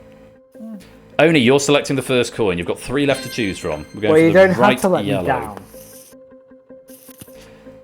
JR, which category are we going for first? Right, so do we want to do hobbies and games now, or do we want to leave it to the second one? You do what you like. You are answering together still. It's not one each. You're both answering together. You're still working as a team. Okay. Oh, we're still doing this. Okay. Yeah, fine. it's still you're still working as a team. So that's why you've got to say there's one question that you won't get to face at all, but you're still working together as a team, and you lead as a team, and you win as a team. Okay. Oh, right. Okay. Yeah, you've been a team all the way through. Now I get it. It's throughput. You were a team at the start, you're a team at the end. The only thing that's different is the values you're playing for. We're going for adapted literature. I do too. Right. Let's take a look at your options. Rita Hayworth and Shawshank Redemption. Do androids dream of electric sheep? You have got 70 seconds to discuss which of these books had more time between its initial publication and its first major film adaptation. And that time starts now. Alright. Right. So Electric Sheep was 82. When was it written? Yes. Do Android's Dream was 82, and Blade Runner was later. Was Android's Dream of Electric Sheep like iRobot at some point? No. Or am I thinking of something else? I think it's Shawshank Redemption. I am all that's what my brain kind of. Because Shawshank Redemption was 1994 when that came. Yeah. When the film was. When the film was. I think that film was written. Yeah, I can't recall when it was. If I want to do a one chip guess, it would be 50s. I think that is a bigger gap between them to when like the Android Dream of the Sheep was between that and Blade Runner. Why do I have like 40s or 50s in my head for androids? I think Android was 60s and Blade Runner was 1982. So that would have been 20 years. Really? So that would make sure. Okay. So I think Shawshank Redemption is a correct answer. Yeah. I'm going to have to ask you for an answer now. What are you going to go for? Read ahead with Shawshank Redemption. Yeah, Shawshank Redemption. I'll go with you on that one. Okay, we'll lock in Rita Hayworth and Shawshank Redemption. And we'll go back to the Moneybox. Please. Which of these books have more time between its initial publication and its first major film adaptation? Rita Hayworth and Shawshank Redemption, or Do Androids Dream of Electric Sheep? The correct answer...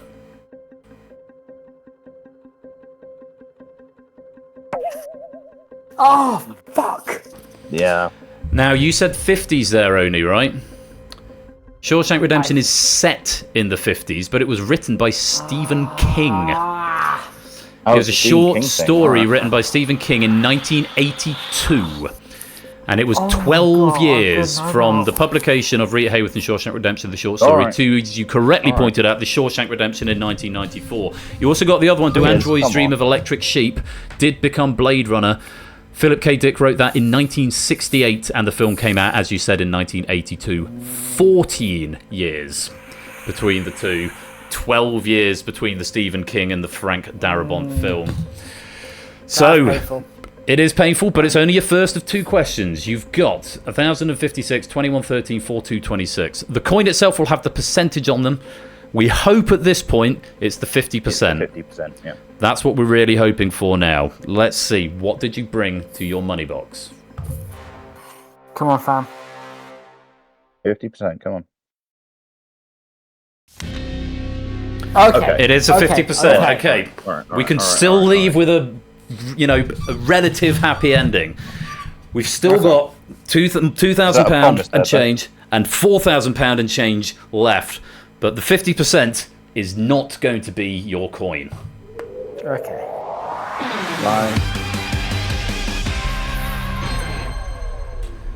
Okay. I can't remember if it goes to a leaderboard at this point. I don't think it does.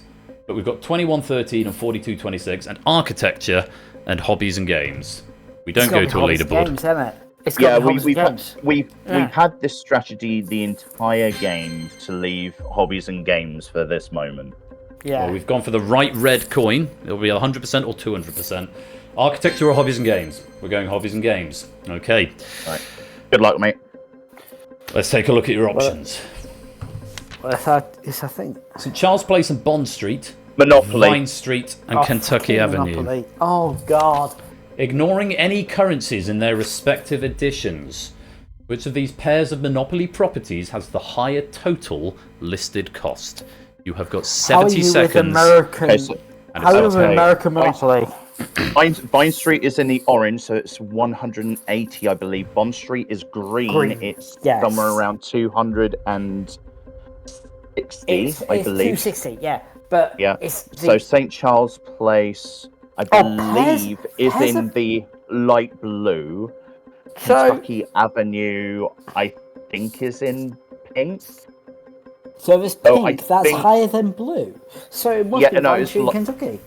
No, because Vine Street is lower than Bond Street by more Oh than fuck. Kentucky. Okay. Yeah, so I think it's St. Charles Place and Bond Street. Okay. Can you put some numbers on it? Blues are 100 and 120. I don't know which one St. Charles Yeah. Place would be. Kentucky Avenue, if it's in the pink, which is where I think it is, it's going to be 140 or 160. Okay. So So it'd be 360 versus 320. So yeah, St. Charles Place and Bond Street. alrighty, Oh, the time is frozen. Yeah, I'm going to putting address that in a this- minute. Can I have your answer first, please, guys? I'm putting this all on you. You do it. St. Charles Place and Bond Street, please. St. Charles Place and Bond Street. Right. What I need to do at this moment is take a little screenshot of a couple of bits because I need to do some better optimization of this game because the Unity editor has just crashed, but it has very happily given me a warning box that it has crashed, which means I can pull out all of the pertinent data and couple with this and the VOD and your answer that you've just given me, I can go back and I can make things right. And I've got the list of answers that came in, so the players who gave those answers at the beginning, I can put them on accordingly. But I will do my best to go back and add the medals. It might be that for the audience game, this question is null and void, and I pay out a relative amount to what you got right at the end of the last one. But the editor will now crash, and you're going for, say again, St. Charles Place and Bond Street. St. Charles Place Yes. and Bond No, Street. St. Charles Place and Bond Street. Okay. What I need to find out is whether or not I can get to the operator object to see what you brought to your money box, because it's the one thing I have to go onto a particular component to see. It doesn't debug until after the question for me, and I don't know that I can without the whole thing dying. Let's press OK and see what happens. Hey, there we go. It died. Okay, well, that is a piece of information that we are going to have to fortunately I got from it, and we're going to have to lose. What I might do is say, let's split the difference, call it 100 and... we'll have to with the leaderboard. I don't know. It's a simple answer. I don't know which one you went for. Monopoly We went finally for caused a either crash, 100 didn't or it? Charles 200. and Bond. So St. Charles Place and Bond Street was our answer. And I can tell you that that was the correct answer. Yes. Yes, indeed. It was St. Charles Place and Bond Street. St. Charles Place is the pink one, 140. Bond Street is the green one, 320 it's worth. Vine Street Oh, is I've the got it orange, slightly that's wrong. 200. Kentucky Avenue is one of the reds, 220. Of course, Okay, Monopoly I got it questions slightly are wrong way round, but- a bit old hat, but how about combining the US and UK boards to make a question? You can maybe work half of. Yeah, the relative equivalent, Pall Mall is the equivalent of St. Charles Place in the UK, and Park, yeah, not Park Place, Atlantic Avenue for, I changed that around. The Strand I is think what Kentucky happened Avenue. is I shifted both of the US properties one colour or two colours down the board, but I shifted both of them the same colours. So it Don't kinda matter, worked you out. still won. Don't matter, you got to the right answer. Now, the data won't have persisted, regrettably, but I can manually go and put it on, and I will do that after the fact. I won't be able to do it now.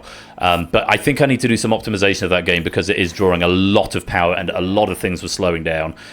Probably to do with the studio assets, so that's something that's a me problem. But it's crashed just from too much graphic stuff. It was a graphics overdraw Understood. thing. Yeah. So that's a me problem, and that's a good thing to see actually played out, because there's obviously more to be done on that. As for the pennies, audience, what I will do in terms of pennies, just because I'm feeling quite charitable and it was a pilot, and because we won't know, because I didn't see a leaderboard after that first question, and it feels a bit unfair to do it that way, what I might just do is pay you out. Why don't we say everyone gets 100% of the jackpot that they were on at the end of the main game? Because I saw that leaderboard, and I can do that manually. And our gold, silver, and bronze will also go out to the players who were the top 3 before the end game. And then particularly fair. I just think, and because we don't know whether you bought 100 or 200% into that final money box, we'll just do it as that's about as fair as I could do it. And also, I don't persist the because data. my birthday's on Monday, let's call it my birthday present. That's a lovely addition as well. That will do exactly that. Well, guys, a rather abrupt ending to this edition of Moneybox, but we did at least get to answer all 11 questions. The one thing we missed were the closing credits, which is a shame. And I might actually just... That's all right. I might just reload it just to show you the credits, because I'm quite pleased with them. Okay. they need to be seen. We won't do the whole lobby thing again because the game is effectively over. But what was it, 2,113 or something? 21 something you want. Like I'll rewatch the VOD and I'll add them all on manually tomorrow. You'll do it yourself. Chris It's has got it. fine. We'll go back to do it if we go into because unfortunately I don't persist the data yet. If I'd done that, I could have probably got us back to that point, but I'd have to do it all individually for each player, which would just take forever. So what we will do, I will put it in recovery mode anyway, just so it will hopefully bring you all back if you've still got it. We'll skip the opening titles and then we can at least make it look like we're in the game. I think it was 4,226 because we made a big hoopla about our max jackpot being 6,339. Oh, okay, 6,339, fine. Is it going to recover you all? Let's find out. Hey, there you are. There you go. There you go. Okay, so don't worry about self-extremes. We're not actually going through it again. Welcome to stream. I love Rocky Road. What we're going to do is go to the credits just to formally wrap things up, because I think I can do that on the fly by changing the gameplay state from lock lobby to roll credits. And thanks very much for playing Moneybox. Thank you for having us. Hey, we did it. There we are. I mean, I can hear myself, so... Can you? I can't.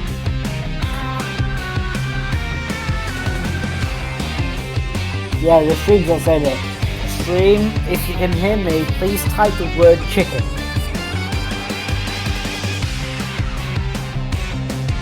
Well, ABB just did it, so that. yeah. Okay, apparently they can still be heard, so I suggest you guys in the broadcast studio make yourselves back to the general voice chat, and all of you up. Thanks for playing, guys. We'll see you later. Bye, everyone. Grazie.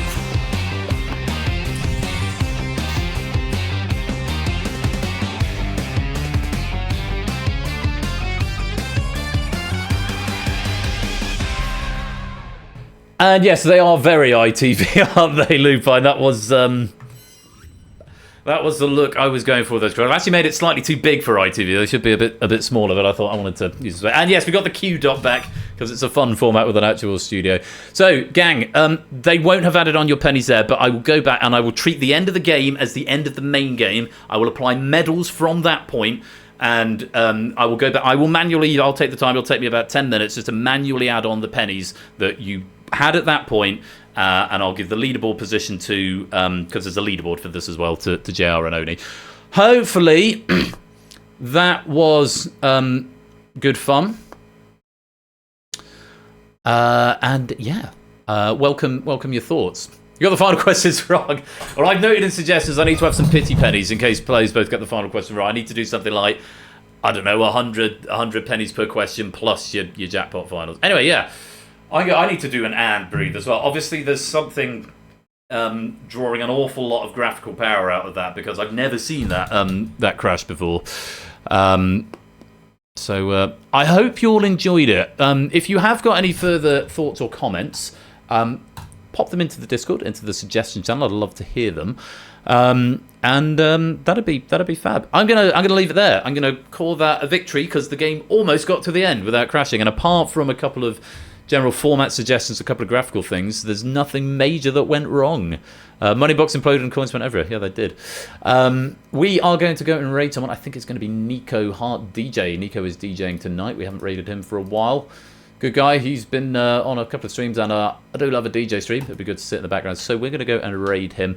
Quick reminder, Topper's got Season 8 finale tomorrow night. Ash is going to be here next week and the week after with some stuff, undisclosed stuff. And I'm going to be here on Thursday with Plinko Bidding War on The Purge, and next Saturday with Cryptex, Red Herrings, and The Escape Artist. Look forward to reading your comments. I'm going to go and decompress now because it's quite late. I was obviously quite stressed when there's a new game, especially when my computer's about to blow up. And to say, at least it was a Unity crash from a graphics thing rather than just the computer just B-sodding. Hope you enjoyed it. Look forward to reading your comments. Thank you all very much for coming out tonight. Thank you again to our question writers and to Lewis for doing a lot of proofing this week, for writing Steeplechase, to Simpsons Angle for writing Data Leak. I also hope you did enjoy the Moneybox questions. I look forward to going back and watching that VOD a bit later on and making some improvements. We will be seeing Moneybox again in the future. It is coming back on Thursday, the 6th of February, with questions written by Arun Aromatics, hopefully a little more optimised and less likely to just shit itself and die. We're going to go and raid Nico Hart DJ. I need to pick a raid message. Oh my god, we've got a lot of raid messages up there. Look on my distinct chocolates in a standard tub, ye mighty, and despair. That's quite funny. Monopoly said go to crash jail. Pen is envy, or possibly penis envy. Topper stopped flashing. We didn't accept shuttle without the cock. Space chicken, for all intensive purposes. Ben waddled away. Duck hashtag and then a duck. Manana means tomorrow. I quite like that one. Severin Hacker. Tandabades our go. And I've got it down to 3. Look on my distinct chocolates in a standard tub, ye mighty, in despair. Who's good. Manana means tomorrow. I think that could be the one. But just for the sheer lol value, and because he needs some pennies for all the work he's done on the questions and things this week, it's going to be that. I will always love you, dumb blonde. Courtesy of Lewis and that Dolly Parton question that came up earlier on. We're going to go raid Nico Hart DJ. Again, sorry about the slightly abrupt and sudden end to the stream. Yeah, most things seem to work. I look forward to reading your feedback. I'm going to be back on Thursday. Enjoy the rest of your weekends, everybody, and be splendid and wonderful and marvellous and safe as always. Until next time, you've been watching Game Night with me, Royal Flush. Until Thursday next week, take care. Peace out and good night.